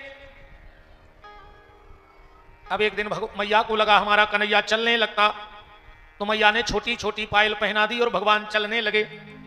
के रोने झुने रोने कान्हा चलने लगे री, रोने झुने रोने कान्हा चलने लगे, रोने झुने रोने कान्हा चलने लगे, रोने झुने रोने कान्हा चलने लगे।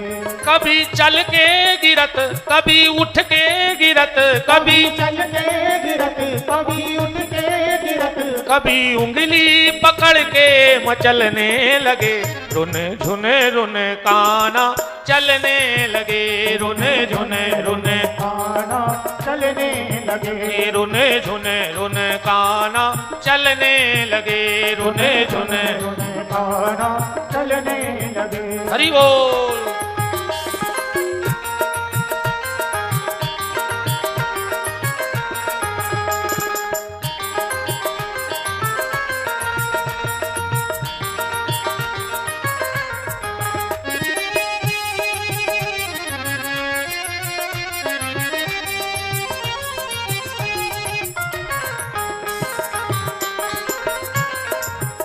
रोने झुने रोने कान्हा चलने लगे, रोने झुने रोने कान्हा चलने लगे। भगवान चलने भी लगे। अब भगवान करते कराते 3 वर्ष के हो गए और अब भगवान जा रहे हैं वृंदावन। अब वृंदावन की महिमा तो आप लोग जानते हैं। 1 बार अयोध्या जाओ, 2 बार द्वारिका, 3 बार जाकर त्रिवेणी में नहाओगे, 4 बार चित्रकूट, 5 बार नासिक में, 12 बार गया जगन्नाथ घूम आओगे और होंगे प्रकट वहां दरस श्याम श्यामा के, वृंदावन सा कहीं आनंद नहीं पाओगे। जो आनंद वृंदावन में है वो कहीं नहीं है। अच्छा, वृंदावन जाना तो 4 चीजें घर में छोड़ के जाना। अगर ये 4 चीजें वृंदावन लेके गए तो तुम्हें उतरे रिक्शा मिले हैं, खावे मिले है, कपड़ा मिले है, अच्छी रुकबे व्यवस्था मिले है, पर बांके बिहारी नहीं मिलेंगे। अगर ये 4 चीजें लेके गए, सबसे पहला जाति का अभिमान कि तुम किस जाति के हो। सारे ब्रह्मांड में अगर सबसे कोई उच्च जाति है तो वो है सनकादिक ऋषि, पर वो भी वहां 6-6 महीने हाथ जोड़े खड़े रहते हैं। और भगवान के यहां जात पात तो चलती नहीं। ये जात पात का खेल तो आज की गंदी राजनीति ने खेला है। ये गंदी राजनीति की सोच है, जात पात का जो खेल खेला जा रहा है। हमारे सनातन धर्म में जात पात का कोई खेल खेला ही नहीं गया। हमारा धर्मशास्त्र कहता है कि जात पात पूछे नहीं कोई, और हरि का भजे सो हरि का होई। जो भगवान का है वो हमारा है। हमारे सनातन धर्म में जात पात का कभी कोई हिसाब आया ही नहीं, और अगर आया हो तो आप लोग बताओ। मीरा छत्राणी थी, आप सब जानते हो कि छत्राणी थी, पर मीरा के गुरुजी कौन थे? संत श्री रैदास। अब कहां जात पात का जहर था? तुलसीदास जी ब्राह्मण परिवार से थे। तुलसीदास जी के गुरुजी कौन थे? किसी को पता है? तुलसीदास जी के गुरुजी का नाम था नरहरिदास। किस जाति के थे? तुलसीदास जी के गुरुजी किस जाति के थे? नरहरिदास। स्वर्णकार जाति के हते, सोनी हते समाज से। अब कहां जात पात का लेख था? शबरी के गुरु मतंग किस जाति के थे? सेन समाज के। मतंग ऋषि सेन समाज के हते। तो ये जात पात का जहर आज राजनीति की गंदी सोच ने घोला है, और हम एक दूसरे को दूर करते जा रहे हैं। हम लोग कबीलों की तरह बट रहे हैं। धीरे धीरे कई संप्रदाय हो जाएंगे और हम एक दूसरे को मार डालेंगे। किसी को जरूरत ही नहीं अपन को मारने की, अपन खुदा ही एक दूसरे को मारे दे रहे। समाजों को जहर भगवान बट गए, संत बट गए। वे संतों की आत्माएं भी रो रही होते बैठी बैठी कि हमने एक भजन न करो तो कि हम ही सहारो लेके तुम सनातन धर्म की सत्यानाश कर दियो। जो राम का जाप करते रहे, राम का नाम लेते रहे, आज उन्हीं के नाम से राम का विरोध होने लगा। तो वो महापुरुष जिन्होंने सर्वस्व त्याग करके इस देश की एकता और अखंडता के लिए जीवन की आहुति दे दी, और उन्होंने आहुति दी, और हम अपने स्वार्थ की आग में आज देश को जला रहे हैं। ना जला रहे हो तो आप लोग बताओ। मेरा आप सबसे निवेदन है कि इस आग को बुझा दो, जितने जल्दी बुझ जाए। क्योंकि जहां आग लगती है वहां आखिरी में राख ही बचती है। जहां जहां आग लगी है वहां सिर्फ राख बची है। इसलिए इस आग को बुझाओ, वरना गड़बड़ हो जाएगा। तो वृंदावन जब भी जाना, सबसे पहले जाति का अहंकार, दूसरों संपत्ति को अहंकार के तुम्हारे कितनी है, उते कुबेर को भी अगर बहरा फेरवे मिल जाए तो वो अपनो भाग्य सराहत है। कुबेर को भी अगर झाड़ू लगाने का मौका मिल जाए ब्रज की भूमि में।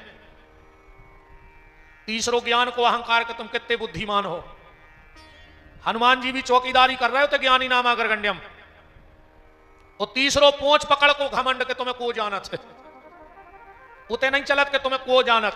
दुनिया के सबसे बड़े नेता को पता है का नाम? दुनिया के सबसे बड़े नेता को नाम बताओ तुम्हारे। दुनिया का पूरे ब्रह्मांड में उससे पावरफुल नेता ही नहीं भवा तक। देव ऋषि नारद, नारद जी से बड़ो नेता पैदा ही नहीं भवा तक। नेता शब्द गलत नहीं है। नेता शब्द की उत्पत्ति है विष्णु सहस्त्र नाम के 16वें श्लोक में। पढ़ लिखो जाके घरे आज। उसमें लिखा है जजाग्रतो दूर ते नेता। नेता शब्द शास्त्रों में आया है।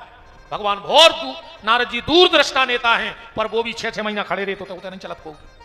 वृंदावन जब भी जाना तो सिर्फ बांके बिहारी के बन के जाना और किसी के बन के मत जाना।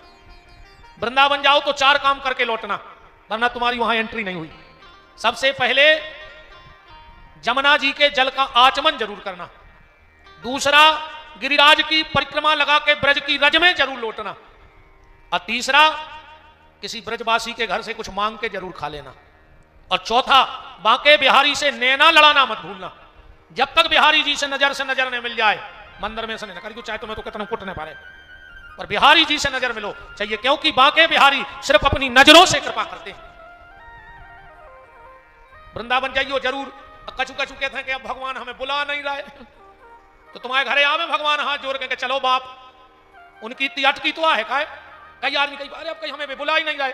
हम तो कहते भगवान जी पूजा कहते कि तुम्हें बिहारी जी नहीं बुला रहे, यही साल बुला ले मैं तुम्हें भी। काय से जे को भगवान ने बुला लो है सो पूरी साल रिश्तेदार आउटों के बिना बुलाए। कब पुड़िया में गुलाल लाए, सकरात को लड़ुआ लाए, साहुन पे भुंजारियां लाए। बोले काय बोले आने रहो है उनके।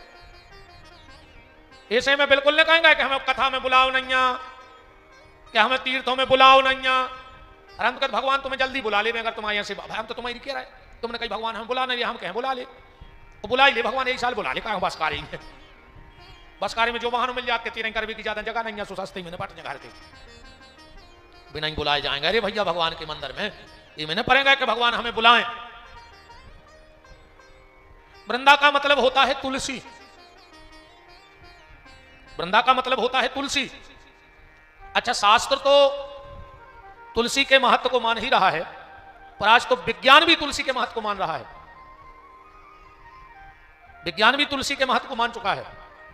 हमारी एक डॉक्टर साहब से चर्चा भाई थी, अपन तो पढ़े लिखे हैं ना, हमारे चत्ते चढ़े मनो अच्छी बात हमारे दिमाग पे जल्दी बैठ जाती। जैसे हमको चर्चा कर रहे हो, हम खबर बहुत रहे हम भाई कथा में रगड़ दी। आदमी जाना तो भारी पढ़ो लिखो यार, इसको पूरा ज्ञान है। कचू तो हम जो गली चलत की बात है सुनाते रहे, आदमी कहते अनुभव है यार, इसको हर विषय को अनुभव है, जबकि हमें कुछ अनुभव नहीं है। तो हम जी की सुनी सुनते उधार बात आदमी भारी पढ़ो लिखो है। तो एक डॉक्टर साहब बता रहे थे एक ओजोन नाम को गैस होता कौन, वो सूर्य और अपने बीच में एक परत रहते ओजोन नाम की गैस की। अगर ओजोन नाम की गैस कम हुए तो स्किन कैंसर फैलवे को चांस ज्यादा बना थे। अब भगवान जाने जो कुछ गलत हो तो मुझे पता नहीं है। तो ओजोन नाम की गैस बनत कैसे है? बोले तुलसी के नीचे घी को दिया धरो गैया को, और उससे जो क्रिया होते उस ओजोन नाम को गैस बनत है। तो विज्ञान भी मान रहा हो, पर आज को आदमी कहते विज्ञान बड़ो है भगवान हल्को है। हम देख रहे हैं फेसबुक पे आदमी कहते विज्ञान ने किया, भगवान वैज्ञानिकों के बापों को छुट्टी है। विज्ञान तुम्हारा सफर कम कर सकता है। प्लेन बना दी 3 दिन को सफर 3 घंटा में करा दो। अगर विज्ञान में दम है तो 9 महीना की डिलीवरी 3 दिन में करा दे। काय को बेचारी जी माता 9 महीना कष्ट भोग रही, बताओ 9 महीना की पीड़ा भोग रही। हम तो जब जाने जब 3-4 दिन में बाल बच्चों हो जाए, 9 महीना इनको तकलीफ ने भोगने पर। आज भी जहां विज्ञान खत्म है उतने से भगवान शुरू है। ये मैं बिल्कुल नहीं रहो। अच्छे अच्छे वैज्ञानिक मूल पटका था, फिर आखिरी में तो कह नहीं पा रहे कि कुछ ना कुछ शक्ति तो एक थी जो इस सृष्टि को संचालित कर रही है। अब वो किसी रूप में आप उसको मानो, पर उस शक्ति को सामने तो तुम्हें समर्पण आखिरी में करना ही पड़ेगा। और उसी शक्ति का नाम परमात्मा है, उसी शक्ति का नाम प्रकृति है। तो एक तुलसी को दानो पे अली में बात जाया है हमारी, तो सीधी सीधी बात। हाँ, कैसे आखिरी में कुछ नहीं होने, फिर तो घर के पूरे ठटकरम करें जितने भी जानत हैं। जीगा तुम्हें बाप को पानी नहीं दाओ, मर गया उसको चाप पटा के घी भर रहा वो के मुंह में। जिंदगी में उसको चुपनी रोटी नहीं खाना सुख से बाप को। मर गया उसको सबके सामने घी भर रहा टेंट गानो हाथ डाल रहा हो के भीतर तक चला जाए घी। जिगत में बाप को एक जोड़ी कपड़ा नहीं ले आए, मर गए सुनना यलवान ले आए का एक आदमी ठंड में ले आन देते। जिगत में बाप के लगा बैठे को टेम नहीं मिलो, मर गए सो पूरे घर के बैठे रे घेरे। अब जिगत में बाप की उंगलियां पकड़ के मंदिर नहीं ले गए, मर गए सो कंधा पे धरे फिर रहा। अब अरे राम, इसलिए जीते जी तुम एक तुलसी का दाना अपने गले में पहन लो, मेरा निवेदन है। तुलसी का बड़ा महत्व है। स्कंद पुराण में लिखा है कि जिनके गले में कंठी होती है और जब वो स्नान करते हैं तो उनको पूरे तीर्थों के स्नान करने का फल रोज प्राप्त होता है। और दगा धो के मेरे को मर गए तो कम से कम तुलसी रहे है तो प्राण भगवान के तो चले जाए। इसे की तुलसी को दानो पहन लियो। रसखान जी वृंदावन गए, पूरे शरीर में तुलसी मड़े थे, टोपी तुलसी की, हाथों में, पेट में, पांव में, पूरे में तुलसी मड़े। तो वृंदावन के संतों ने हास परिहास करो, बोले रसखान हम लोग तो एक तुलसी का दाना पहनते हैं, तुमने पूरे शरीर में तुलसी पहन ली। तो रसखान का जवाब सुनना। बाबा रसखान बोले भैया तुम लोग तो हो हिंदू, तो ये कई तुलसी में तर जाओ, और हम हैं मुस्लिम तो हमें बहुत तुलसी लगे है तरबे में। बोले मतलब? और अगला जवाब रसखान जी का सुनना। बोले लकड़ी का स्वभाव होता है वो कभी पानी में नहीं डूबती, लकड़ियां कभी पानी में नहीं डूबे। एक बार पानी से पूछी थी कौन ने जा बात कि जा बताओ तुम सब को डुबो दे और लकड़ियां को भर नहीं डुबो, क्या कारण है? पानी ने कहा जिसको सींच सींच के हमने खुद बड़ा किया हो उसको हम डुबो कैसे दें, जिसको हमने खुद सींच सींच के बड़ा किया हो उसे हम डुबा कैसे दें? तो रसखान जी कह रहे भैया साधारण लकड़ी साधारण से सागर में नहीं डूबती और तुलसी साधारण नहीं है, ये भाव सागर में नहीं डूबती। अगर मेरे बाप मुझे डुबाना चाहेंगे तो धीरे धीरे धीरे धीरे हम तुलसी के सहारे कभी ना कभी भाव से पार हो ही जाएंगे। इसलिए तुलसी का दाना जरूर पहन लेना। भगवान ऐसे वृंदावन को जा रहे हैं। अच्छा, अब जब वृंदावन जाओ जितने भी लोग, तो भगवान को देखने मत जाना। बहुत समय से तो देख रहा है अपन भगवान हूं, का फर्क करो बताओ, का फर्क कर लो है जाएंगे ताई का मतलब न कर रहा हूं। अब की भगवान को दिखावे जाइयो, देख भी न जाइयो। अब की भगवान से हाथ जोड़ के कहियो कि प्रभु हम तुम्हें तो बहुत समय से देख रहा है, मन कुछ बदलाव नहीं भाव, अब तो तुम हमें देख ले एक बार जी में बदलाव हो जाए। और जिस दिन भगवान बाके बिहारी तुम्हें देख लेंगे उसी दिन जीवन धन्य हो जाएगा। अच्छा उदाहरण ऐसो भी ले लो, जैसे अपन जब डॉक्टर के पास जात तो का कह के जात कि तन्ना हम डॉक्टर को देखे हैं, फिर अब भैया रहे जय कह के जात, जाके कह नहीं जात। कहां जा रहे? बोले तन्ना डॉक्टर को दिखावे जा रहा है, जय कह के जात कि जाके हम डॉक्टर को देखे आए, फिर अब भैया रहे। अपन कहते हम डॉक्टर को दिखावे जा रहे। अच्छा जैसे तुम डॉक्टर के अस्पताल जाओ और बाहर से डॉक्टर को देखे आओ तो रोग ठीक हो जाए, नहीं हुई है, पर अगर डॉक्टर तुम्हें देख ले तो रोग ठीक हो जाए। हम भी कई रोगों से ग्रसित हैं, काम क्रोध लोभ मोह मत्सर दंभ अहंकार पाखंड ईर्षा। तो ये भव रोग तब मिटेंगे जब बांके बिहारी तुम्हें देख लेंगे। सूरदास जी मंदिर जा रहे थे, उन्होंने कई कार्य अंधेरा तुम्हारी दो ही फूटी, फिर काय को जा रहे मंदिर? सूरदास जी बोले हमारी भली फूटी पर जो मंदिर में बैठो की तो दो ही साजी हैं, हमको देख जा रहे, हम तो दिखावे जा रहे। इसीलिए निवेदन है कि अब बिहारी जी के यहां जाओ तो कहियो तुम हमें देखो। देखो एक बात और है, अब ये देखें कबे? ये कई बार में न देख लें तुम्हें, कई बार जाने पर, कई बार रोज रोज जाओगे, कई बार बार बार जाओगे तो क्या होगा? देखो मंदिर के पट कौन खोलता है? पुजारी जो मंदिर में नियुक्त है, उसका काम है पट बंद करना और पट खोलना। मंदिर के पट तो पुजारी खोलता है, पर कृपा के दरवाजे बांके बिहारी खोलता है, वो पुजारी नहीं खोल सकता है। कृपा के दरवाजे बांके बिहारी खोलेंगे, अब किस दिन खोलेंगे ये पता नहीं, इसलिए रोज जाओ, एक ना एक दिन खुलेंगे। और कई मंदिर के दरवाजे ऐसे हैं कि साल में कई बार खुला। उज्जैन में एक मंदिर है वो साल में अभी नाग पंचमी को खुलता है, ऐसा ही भगवान को दरवाजों भी ये कई बार खुलता है, पर तुम्हें जाने रोज पर का पता कौन दिन खोल रहा है। इसलिए मंदिर जाया करो, मैं हाथ जोड़ के आपसे निवेदन करता हूं, पर अपन को नहीं टाइम। अच्छा एक बात बताइयो आप, और एक बात बताना, समझ सको तो हमारी भाषा समझियो। तुम किसी के यहां अपनी गाड़ी सुधरवाने जाओ, ध्यान से सुनियो हमारी बात, और दिन पड़ जाए शुक्रवार का और 3 दिन से उसका 1 रुपया की आय न भाई हो की दुकान में, 1 रुपया की आय, 1 रुपया नहीं आओ हो 3 दिन की दुकान में, और तुम जाइयो गाड़ी सुधरवावे, और अगर उसका नमाज का टाइम हो गया तो वो तुम्हारी गाड़ी खोले। 3 दिन से दुकान नहीं चली होगी, घरे चाय रोटी नहीं हुई है, तुम कहियो तूने पैसा ले ले हमें अर्जेंट है, वो कहता नहीं रहो हमारा तो टाइम होगा, है ऐसा कि नहीं है? मुसलमान शुक्रवार को मस्जिद जाएगा, क्रिश्चियन संडे के संडे चर्च जाएगा। अब बताओ हमारा तुम्हारा क्या है कोई ऐसा धर्म ईमान? अगर रामनवमी ने पड़े तो तुम राम जी के मंदिर नहीं जाओ, तो कई पापी तो वही दिन नहीं जाए। कृष्ण जन्माष्टमी ना पड़े तो लोग कृष्ण मंदिर ना जाएं, और कछु पापी जन्माष्टमी को भी नहीं जाते। जिगत में तुम्हें मंदिर जावे को तो टेम नहीं है, और मर के सीधे चिट्ठी में लिखवा रहे कि पिताजी को स्वर्गवास होगा। ऐसे नहीं जाए स्वर्ग मोरक पिताजी को, जन को नरक में मर रहा है कीड़ा परे डरे होंगे। अकेले 1 पैसा के कागज पे 1 पैसा की स्याही से लिखवा दो कि स्वर्गवास होगा, जैसे जो तो डायरेक्ट बैठा के आए हो कि बड्डे तुम पिताजी को गेट के भीतर करो, हम कार्ड छपवा लें। पूरी जिंदगी पाप करे, अकेले चिट्ठिया पे लिखवा दो कि स्वर्गवासी हो गए, तो स्वर्ग में बैठे। एक आधे ना फोन आओ कि यार बेटा हम तो बहुत मजा में हैं उठे, तुमने स्वर्गवासी लिखवा दो तो भारी आनंद आ रहा। निवेदन आप सबसे हाथ जोड़ के मेरा है, शुक्रवार को मुस्लिम मस्जिद जाएगा, संडे को क्रिश्चियन चर्च जाएगा। जैन भाइयों का नियम है सुबह उठ के लाख बने लाख बिगड़े मंदिर जाएंगे, और हम और आप कम से कम भैया रे तो ही नियम बना ले कि लाख बने लाख बिगड़े, पानी गिरे आगी बरसे खाई खुदी होए, पर मंगलवार के मंगलवार पूरे परिवार के साथ हम भी हनुमान जी के मंदिर जाएंगे। कम से कम तो ही नियम बना लो, और पूरे परिवार को लेके जाओ। कछु कछु कहते नहीं नहीं हमारे घर की महिलाएं नहीं जाती मंदिर, हमारे घरे मान मर्यादा है। अच्छी बात है, तुम्हारे घरे बहुत मान मर्यादा है, अकेले मंदिर जावे तुम्हारे घरे मान मर्यादा है। और जो अंदर ब्याह भाव तो तुम्हारे घरे, सो तुम हाथ बांधे रोड के बगल में निग रहे थे और पूरे घर के रोड पे नच रहे थे। जब तुम नाक कहां धरे आए थे काट के, हमें वो दिन की नाक बताओ, वो दिन की इज्जत कहां गई तुम्हारी? रोड पे पूरे घर के नच रहे, जब तुम्हें कोई सम्मान नहीं दिखा रहा हो। और अकेले मंदिर जावे हमारे घर की बहुएं बिटियां मंदिर नहीं जा सकत। मंदिर जाया करो, मंगलवार के मंगलवार हनुमान जी के यहां दर्शन करने जाओ, ये नियम बनाओ। और नहीं बना पाओ तो अगले मंगल नो फांसी लगा के मर जज्जो। काय खोजी रहा है? राम भजन के आलसी भोजन के होशियार, और तुलसी ऐसे मनुष्य में दे दे डंडा चार। एक बार एक आदमी गौ तुलसीदास जी के थे, बोले आदमी हो के तो भजन करो चाहिए, बोले 1.5 घंटा। और वो बोलो जैसे नहीं कर पाए तो बोले फिर 45 मिनट। अब बोले वो तो भी न कर पाए तो बोले 22 मिनट। एक घड़ी आधी घड़ी आदऊ में पुनी आद 22 मिनट भजन करो। और वो बोलो जैसे तो भी न कर पाए।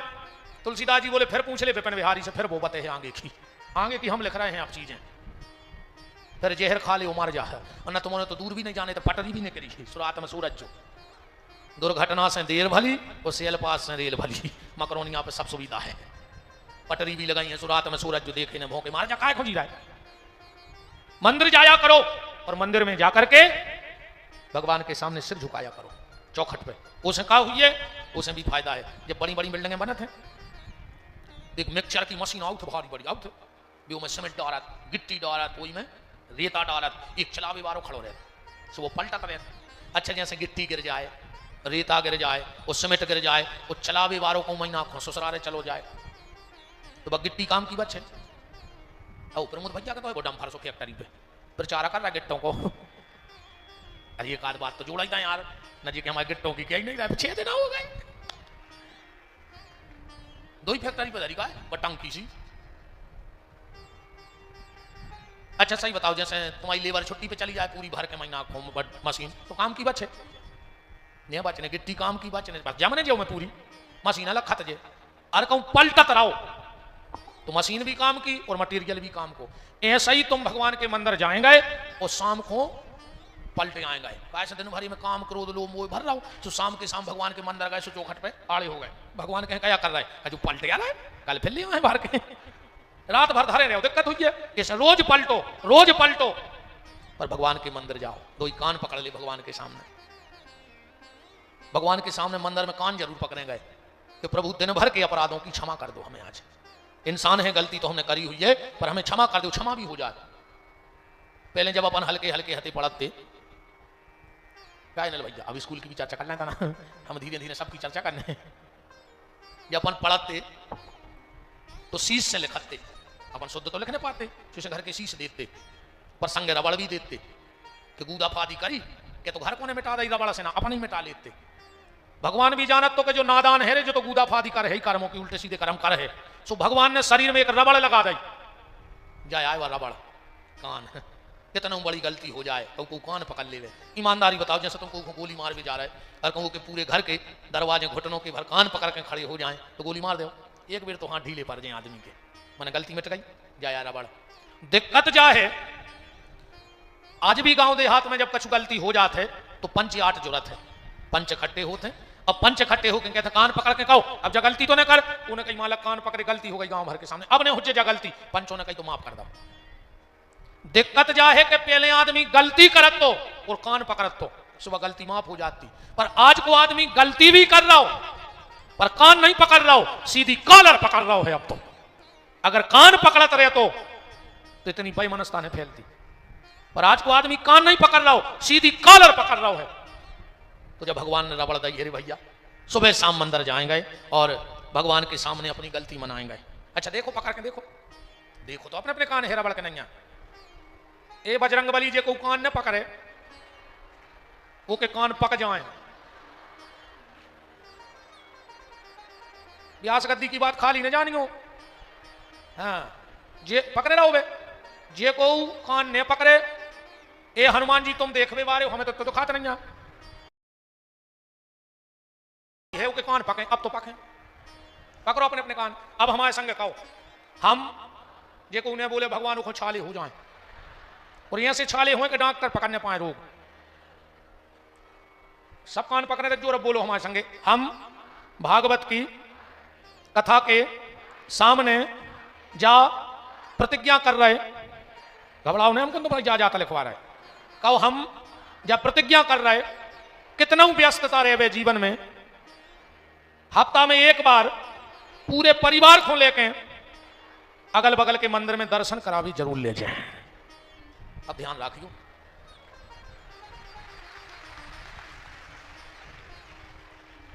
भगवान के सामने तुम उन्होंने कोल करो है, कम से कम मंगलवार के ही मंगलवार हनुमान जी के तो जान लगो, बड़ा आनंद आएगा। और हम हनुमान जी से प्रार्थना करते हैं कि तन निरोगी रहे। कहां जा रहे सरदार? अच्छा कान पकड़े थे जे भी बच्चा दीदी जी, लता दीदी और सभी जने बैठे, जे भी कम नहीं आ। हम एक मिनट की घटना बताएं, बिल्कुल सच या झूठ, आदमी को लगा कि बिहारी चुटकला बना उठे, बनाता नहीं हम। एक बार कहा भाव प्रमोद भैया, अनिल भैया, शहर में एक प्रतिष्ठित परिवार में गमी हो गई। हमें भी जाने तो, सरदार को भी जाने तो, जस्सी भाई को, इनने हमें फोन लगाओ, बोले गुरुजी तुम जा रहे हैं? हमने कहा जी हैं यार, अच्छे व्यवहार हैं, उठो बैठो, जाओ चाहिए भाई। कोई के सुख में शामिल नहीं हो पाओ, बिल्कुल नहीं होते हजारों ठाणे, पर उनके दुख में जरूर शामिल हो। तो हमने कहा बड़ी बाजार तरफ से मिट्टी आ रही है, बड़ी बाजार तरफ से मिट्टी आ रही है। तो हमने कहा हम तुम मोती नगर गड्ढा पर खड़ी मिल रहे हो, तो हमारा घर है। इन्हीं ने हमें बताया कि बड़े बाजार से मिट्टी आ रही है। हमने कहा हो, अब जे माँ से राहतगढ़ बस स्टैंड से एक मिट्टी में लगे आ रहा है। मिट्टी कहाँ से आ रही? बड़े बाजार से आने थी, और जे लग गए राहतगढ़ बस स्टैंड से मिट्टी में। आज ये हमें इशारा कर रहा है कि हमने कहा इतने आओ, तुम कौन की मिट्टी में लगी? बोले भी उनके पिताजी खत्म हो गए थे। हमने कहा ऊपर को देखियो, उन्हें कही जा तो महिला की मिट्टी आए। हमने कहा तुम लगे कहाँ से हो? बोले राहतगढ़ बस स्टैंड से। हमने कहा मिट्टी कहाँ से उठने? बोले बड़े बाजार से। उन्हें कही हम तो भूल ही गए थे, जहाँ मिट्टी देखी हमने सोची जाइए सोमोतन से लगे आ रहा है। इतने खतरनाक हैं जी। वो जब बिल्कुल पूछ लिया, अगर झूठ जाएगा, सत्य घटना है। अपने भागियो है, हंसत रहो, अच्छो लगा थे हंसबो।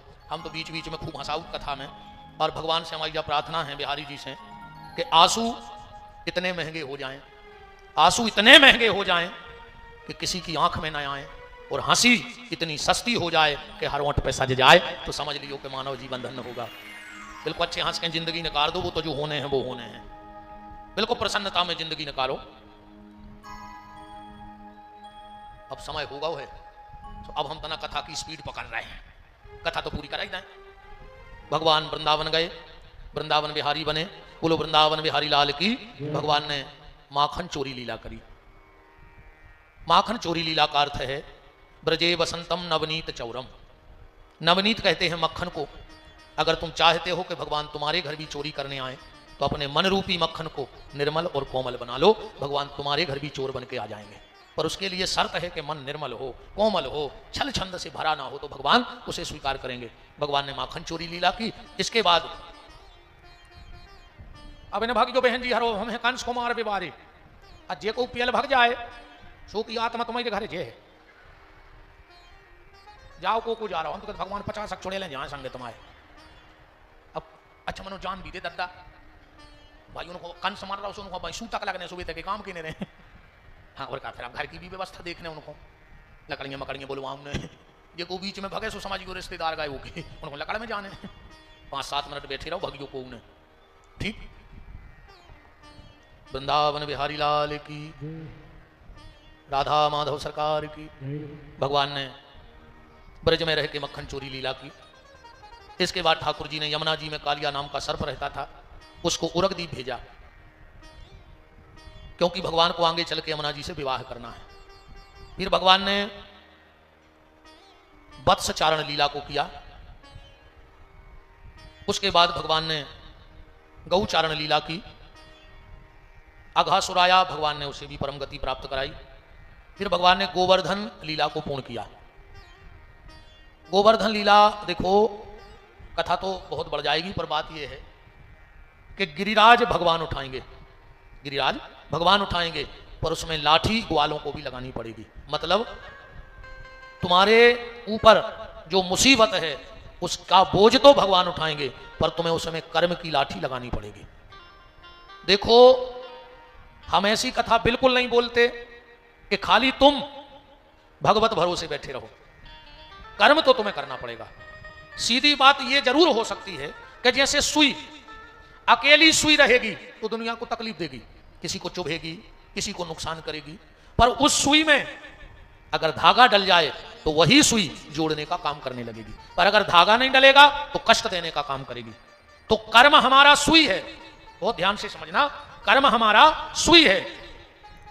अकेले कर्म करते रहो तो हो सकता है वो कर्म दूसरे को तकलीफ भी दे सकता है, पर उस कर्म रूपी सुई में अगर परमात्मा की कृपा रूपी धागा और डल गया तो तुम जोड़ने के काम में आने लगोगे। इसलिए कर्म और भाग, हम कभी कोई ऐसा उपाय नहीं बताते। एक बार हम सुन रहे थे कि कोई पत्रकार व्यंग कर रहे थे, करना चाहिए ऐसी बातों पे, व्यंग करना चाहिए। सभी 1 मिनट के लिए अपनी अपनी जगह उठ के खड़े हो जाओ। परम श्रद्धेय पूज्यपाद जिनकी कृपा करुणा निरंतर इस दास पे और आप सब पे बरस रही है, ऐसे युग प्रवर्तक, शांति की प्रतिमूर्ति, तपस्या का स्वरूप, त्याग जिनका आचरण है, सहजता जिनका स्वभाव है और अपनत्व जिनका मुकुट है, ऐसे परम श्रद्धेय पूजनंत विभूषित सदगुरु भगवान पूज्य चरण महंत श्री राम अनुग्रहदास जी छोटे सरकार का पावन दर्शन टेलीविजन के माध्यम से, क्योंकि मैं रोज कह रहा हूं कि चतुर्मास चल रहा है और आप आश्रम छोड़ के पांव बाहर करते नहीं 4 महीने, तो यह भी दुर्लभ है कि कितनी प्रार्थना के बाद आपको टेलीविजन के माध्यम से ही भले पर सब संत भक्तों को आपका दर्शन होता रहे। तो आपके उन पावन चरणों में इस दास का कोटि कोटि नमन बंदन प्रणाम। बोलो जय जय सरकार की, पूज्य छोटे सरकार की। सभी लोग अपनी जगह विराज जाएं, सभी लोग विराज जाएं। 5 मिनट और 5 मिनट। अब हमें छोड़ के नहीं भगवत हो रहे, हमें मानने हैं कंस नहीं तो सब जने रहे हो तो हमें इतना सहायता बनी रहे है। हमको बेदन दन लगी तो सांसद जी भी बैठी हैं भाई, हम के लिए आप हमारे जिले की राजा हो तो कम से कम जो गवाह है मैं तो रहे हो आप हो रहे हैं। हरिराम भैया बैठे हैं, अनुराग भैया हैं, अनिल भैया हैं, पप्पू भैया हैं, मिश्री भैया हैं, सब जने जो रहे बड़े बड़े आदमों की गवाही हो जाए कि यार वो ब्राह्मणों को दोष नहीं है कंस मारे में ना, हम अकेले ही बित जाए भाई, तुम्हारे आनंद लेते रहे, वो लड़वे भिड़वे को काम आ और तुम्हारे भगन लगे। ऐसा नहीं खीर खट्टी खा के माहिरी हम छोड़ के जा रहे संगे बैठो, आप कंस मानने दम से बैठो, सब जने निपटा ही रहे हम कंस को। तो बात हम ये कर रहे थे आपसे कि सुई अगर अकेली रहेगी तो चुभेगी, पर अगर उसमें धागा डल जाए तो वही सुई जोड़ने का काम करेगी। ऐसी कथा कुछ नहीं कि अब तुम अकेली कृपा के भरोसे बैठे रहो, कर्म करो ही नहीं। एक बात आई थी कि बेलपत्री शंकर जी की पिंडी को चिपका दे, पास हो जाओ। हम ले रहे गारंटी, स्कूल भरने जाए मोड़ी मोड़ा, साल भर अकेली वो बेलपत्री चिपकाते रहे, को मास्टर पास कर रहा, वो कौन सो स्कूल आए। कृपा का धागा जरूरी है परमात्मा का, पर कर्म की सुई तुम्हारे पास होनी चाहिए, क्योंकि कर्म और कृपा ये अलग अलग नहीं, एक सिक्के के 2 पहलू हैं। सीधी सीधी तुम तो जा समझ लो, जिन जिन के बैंक में लाकर हुए लाकर की दो चाबी रहते हैं, एक रहते बैंक वालों के लगा, एक रहते मालिक के लगा। बैंक वालों भी चाहे कि तुम्हारी गैर मौजूदगी में वो चाबी लगा के लाकर खोल ले तो नहीं खोल सकत, और तुम भी चाहो कि चुपचाप हम अपना माल निकाल ले आए तो तुम नहीं निकाल सकत। जब तक भी दो ही चाबी वो लाकर में न लगे हैं वो लाकर खुल ही नहीं सकत। ऐसे ही जब तक इस शरीर में कर्म की और कृपा की दोनों चाबी नहीं आएंगी तब तक ये कर्म का पिटारा भी खुल नहीं सकता, किस्मत भी खुल नहीं सकती है। इसलिए कर्म और कृपा, तो पहाड़ तो भगवान उठाएंगे पर कर्म की लाठी तुम्हें लगानी पड़ेगी। अब तुम एक बैठे रहो, रोटी बाधरी का ये भगवान जाए तो खुआ दे, तुम्हारा जब हमको भगवान का करे, उन्हें तुम्हें व्यवस्था कर दी, तुम नहीं खा पा रहे तो भगवान का करे। भगवान ने गिरिराज को स्थापित किया, इसके बाद भगवान ने गौ चारण लीला की, भगवान गैया चराने गए। भगवान के जन्म का प्रमुख उद्देश्य था गौ सेवा, क्योंकि जब कोई भी सरकार आती है, कोई भी सरकार आती है तो वो आने के पहले अपना मैंडेट जरूर देती है कि अगर हम सत्ता में आए तो मेरे आने पे ये काम होंगे। अब होए न होए राम जाने, फिर तो कछु काम ऐसे हो जाते। एक नेताजी गए अपने क्षेत्र में दौरा पे, तो पूरे गांव के इकट्ठे हो गए। नेताजी बोले बताओ क्या समस्या है? बोले भैया गांव में लाइट नहीं है। भैया ने अपने पीए से कही निकाल मोबाइल, मेरे क्षेत्र में लाइट नहीं है। उन्हें तुरंत मोबाइल लो, सबसे बड़े साहब से, हेलो हाँ फलाने फलाने भैया बात कर रहे हैं। भैया बोले सुनो, एक हफ्ता में गांव में लाइट लग जाए न तुम्हारे सब सस्पेंड जानी हो, हम आग लगा दें आके बिजली ऑफिस में। मेरे विधानसभा में अभी तक इस गांव में लाइट नहीं है, तुम हमें यह मत समझना गांव वाले मुझे मेरे बच्चे हैं। फोन काट कर पीए को दे दो, बोले देख लो हमने तुम सबके सामने डांट दो। गांव के बोले भैया हमारे गांव में मोबाइल को कवरेज भी नहीं है। तुम्हारी कौन से बात हो गई हमें जा बता दी। अब वो घोषणाएं पूरी होती नहीं होती वो अलग विषय, हमें कुछ लेना देना नहीं। पर जब राम जी सत्ता में आए तो राम जी ने 4 घोषणाएं की त्रेता में कि अगर मैं अयोध्या में सरकार बना के बैठा तो 4 काम होंगे। कौन से? विप्र, धेनु, सुर, संत, हित। 4 घोषणाएं राम जी ने की, मेरे आने से 4 काम होंगे। राम जी त्रेता में आए, राम जी ने 3 काम किए। विप्र, ब्राह्मणों को खूब महत्व दिया, सम्मान किया। धेनु, सुर, संत, रावण मर गया, संत भी सुखी देवता भी सुखी। पर राम जी एक काम नहीं कर पा रहे, कौन सो? गौ सेवा। राम जी करना चाहते हैं पर कर नहीं पा रहे। हमको भी कारण बता रहे, खराब तो लगा ही जो हम कह वो चाह रहे। मान के चलो कोनो बड़े से नेताजी के बंगला पे 10-20 आदमी बैठे हुए और उन नेताजी को लड़का निकल के अपनी कार पहुंचने लगे या धोने लगे तो धोप है, बिल्कुल ईमानदारी बताओ धोप है। जो उन्हें बंगला पे बैठे भी 60 उतार के पहुंचते हैं। हम तो मज्जा तुम क्या कर रहे, 60 उतार के पहुंचते हो। तो छोटे मोटे नेता का बेटा अपनी गाड़ी नहीं धो सकता, तो चक्रवर्ती सम्राट महाराज का बेटा और भावी अयोध्या का राजा जब घास का पूरा लेकर के गौशाला में जाता है तो हजारों नौकर दौड़ पड़ते हैं कि मालिक हम तो खड़े हैं। राम जी ने कहा यार जो राजापन तो हमें दिक्कत कर रहा हो, हम गौ सेवा कर नहीं पा रहे, हम चारों पकड़ 14 जने पूरा पकड़ ले। राम जी ने कही तो सुनो, द्वापर को मैंडेट भी फेंकाई देते रेताई में। राम जी को पता था कि अगली बार हम फिर आएंगे क्योंकि हमने सेवा की है, और जिसने सेवा की है उसको पता है कि जनता हमें जिताएगी। आज जब तुमने कहा करो ही नहीं है, कौन दम पे जे हो लोगों के बीच में कि हमने किया क्या है। पर राम जी को पता है कि मैंने क्या किया है। राम जी ने कही अगली बार की घोषणा भी है भाई। लोगों ने कहा आओगे? बोले पक्का। वो त्रेताई में पढ़ो आप क्या लिखा इस दोहे में, विप्र धेनु सुर संत हित लीन मनुज अवतार निज इच्छा। मेरी इच्छा है क्या? निर्मित तनु, मैं ऐसी स्थिति निर्मित कर दूंगा। माया लिख दो। बोले क्या? बोले माया गुण गोपाल, द्वापर में मैं गोपाल बन के जाऊंगा और सिर्फ गैया की सेवा करूंगा और कोई काम करूंगा ही नहीं। इसलिए त्रेता का मैंडेट द्वापर के लिए फाइनल हो गया। भगवान ने गौ सेवा करी। इसके बाद क्षीरहरण की लीला, गोपियां स्नान कर रही थी। कात्यायनी महामाई महायोगन्यधीश्वरी नंद गोप सुतम देवी पति कुरते नमः। फिर भगवान ने महारास रचा। फिर अक्रूर जी आए। अच्छा पहले कंस ने क्रूर ही क्रूर पहुंचाए, क्रूर ही क्रूर। कंस समझ गया कि क्रूर से भगवान ने मिले हैं। क्रूर माने बुरा और अक्रूर माने अच्छा। अगर भगवान को जीवन में बुलाना है तो क्रूर बन के मत बुलाओ, अक्रूर को भेजो, अच्छे मन को भेजो। अक्रूर गए भगवान को ले आए, रजक को उद्धार करो, नामदेव के गए, कुब्जा से मिले, धनुष तोड़ो, मुष्टिक चाणूर सल तोसल को मारा, कुबल पीड़ हाथी को मारा, और आखिरी में मोहन ने मम्मा को निपटा दो।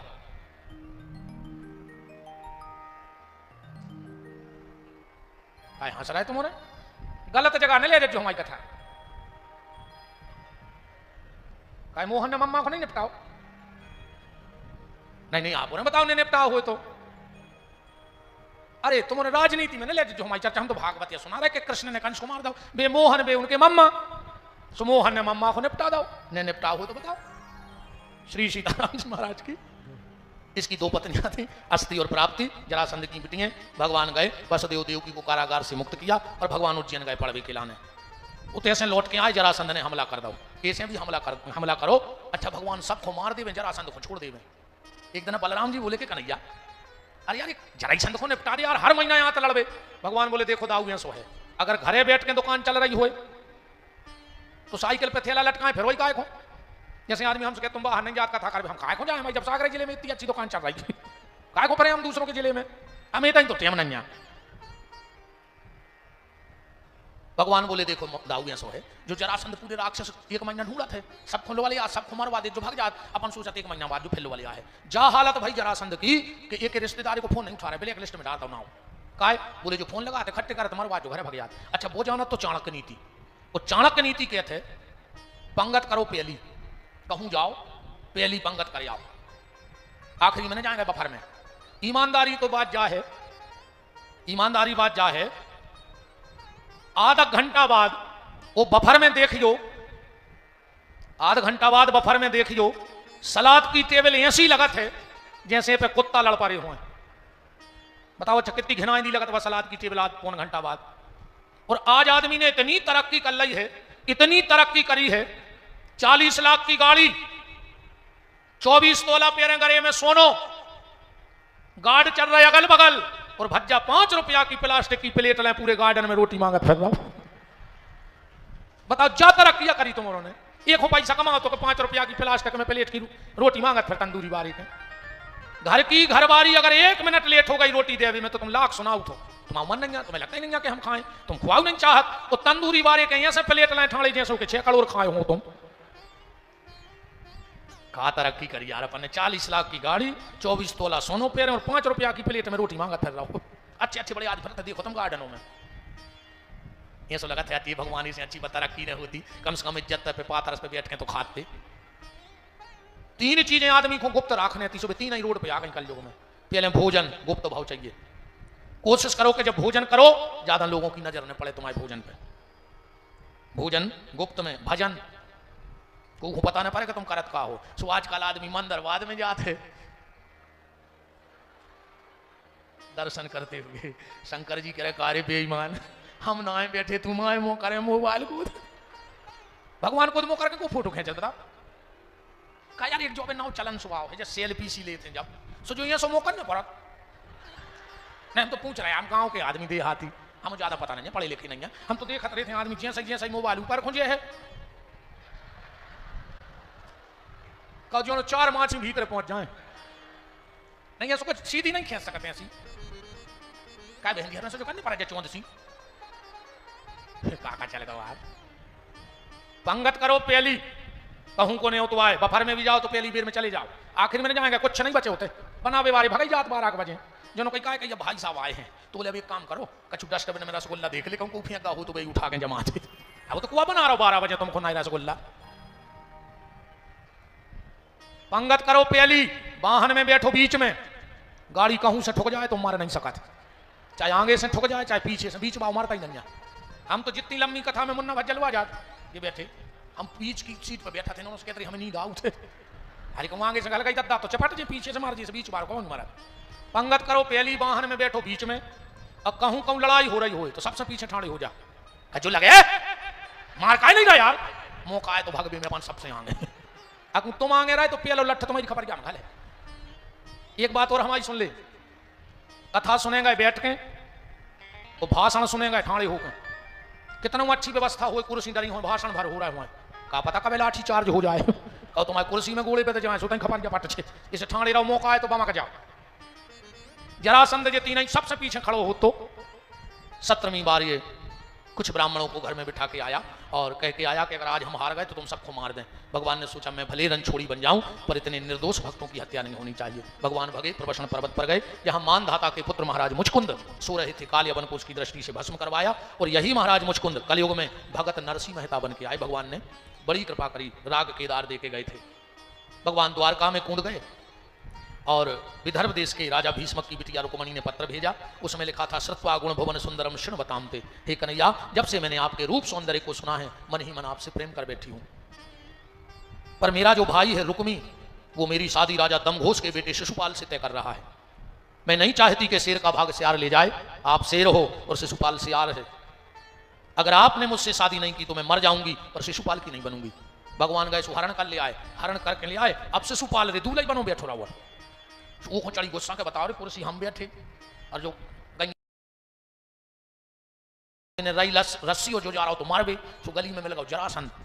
बोले शिशुपाल कहाँ जा रहा है? बोले आत्महत्या कर भी। बोले काय? बोले आत्महत्या ने कर। कार्ड छप गए, रिश्तेदार आ गए, और वो द्वारकाधीश समाज पत्नी जोन बनने थी वो भगा के ले गए। हम मर जाएंगे। जरासंध बोलो मरो ने, हम 17 बार नहीं माने और अभी अभी हैं। जब हम नहीं मारे तो शिशुपाल ने रस्सी माए फेंक दी। बोले मरना कैंसिल। जरासंध बोलो काय? शिशुपाल बोलो जब हमसे बड़ो बेशरम हमारे संग है, जो 17 बार में नहीं मारो तो हम एक बेर में कैसे मर जाएं? अब अपन 2 जने मिलकर लड़बियों से। भगवान गए, रुक्मणी को लाए। फिर भगवान का दूसरा विवाह जामवंती से हुआ, क्योंकि भगवान को मणि चोरी का कलंक लग गया था। जो अभी चौथ निकल गई ना, इसका चंद्रमा नहीं देखना चाहिए। स्कंद पुराण में लिखा है, भाद्रपद मई शुक्ला चतुष्टायाम चंद्र दर्शनम, पर तुम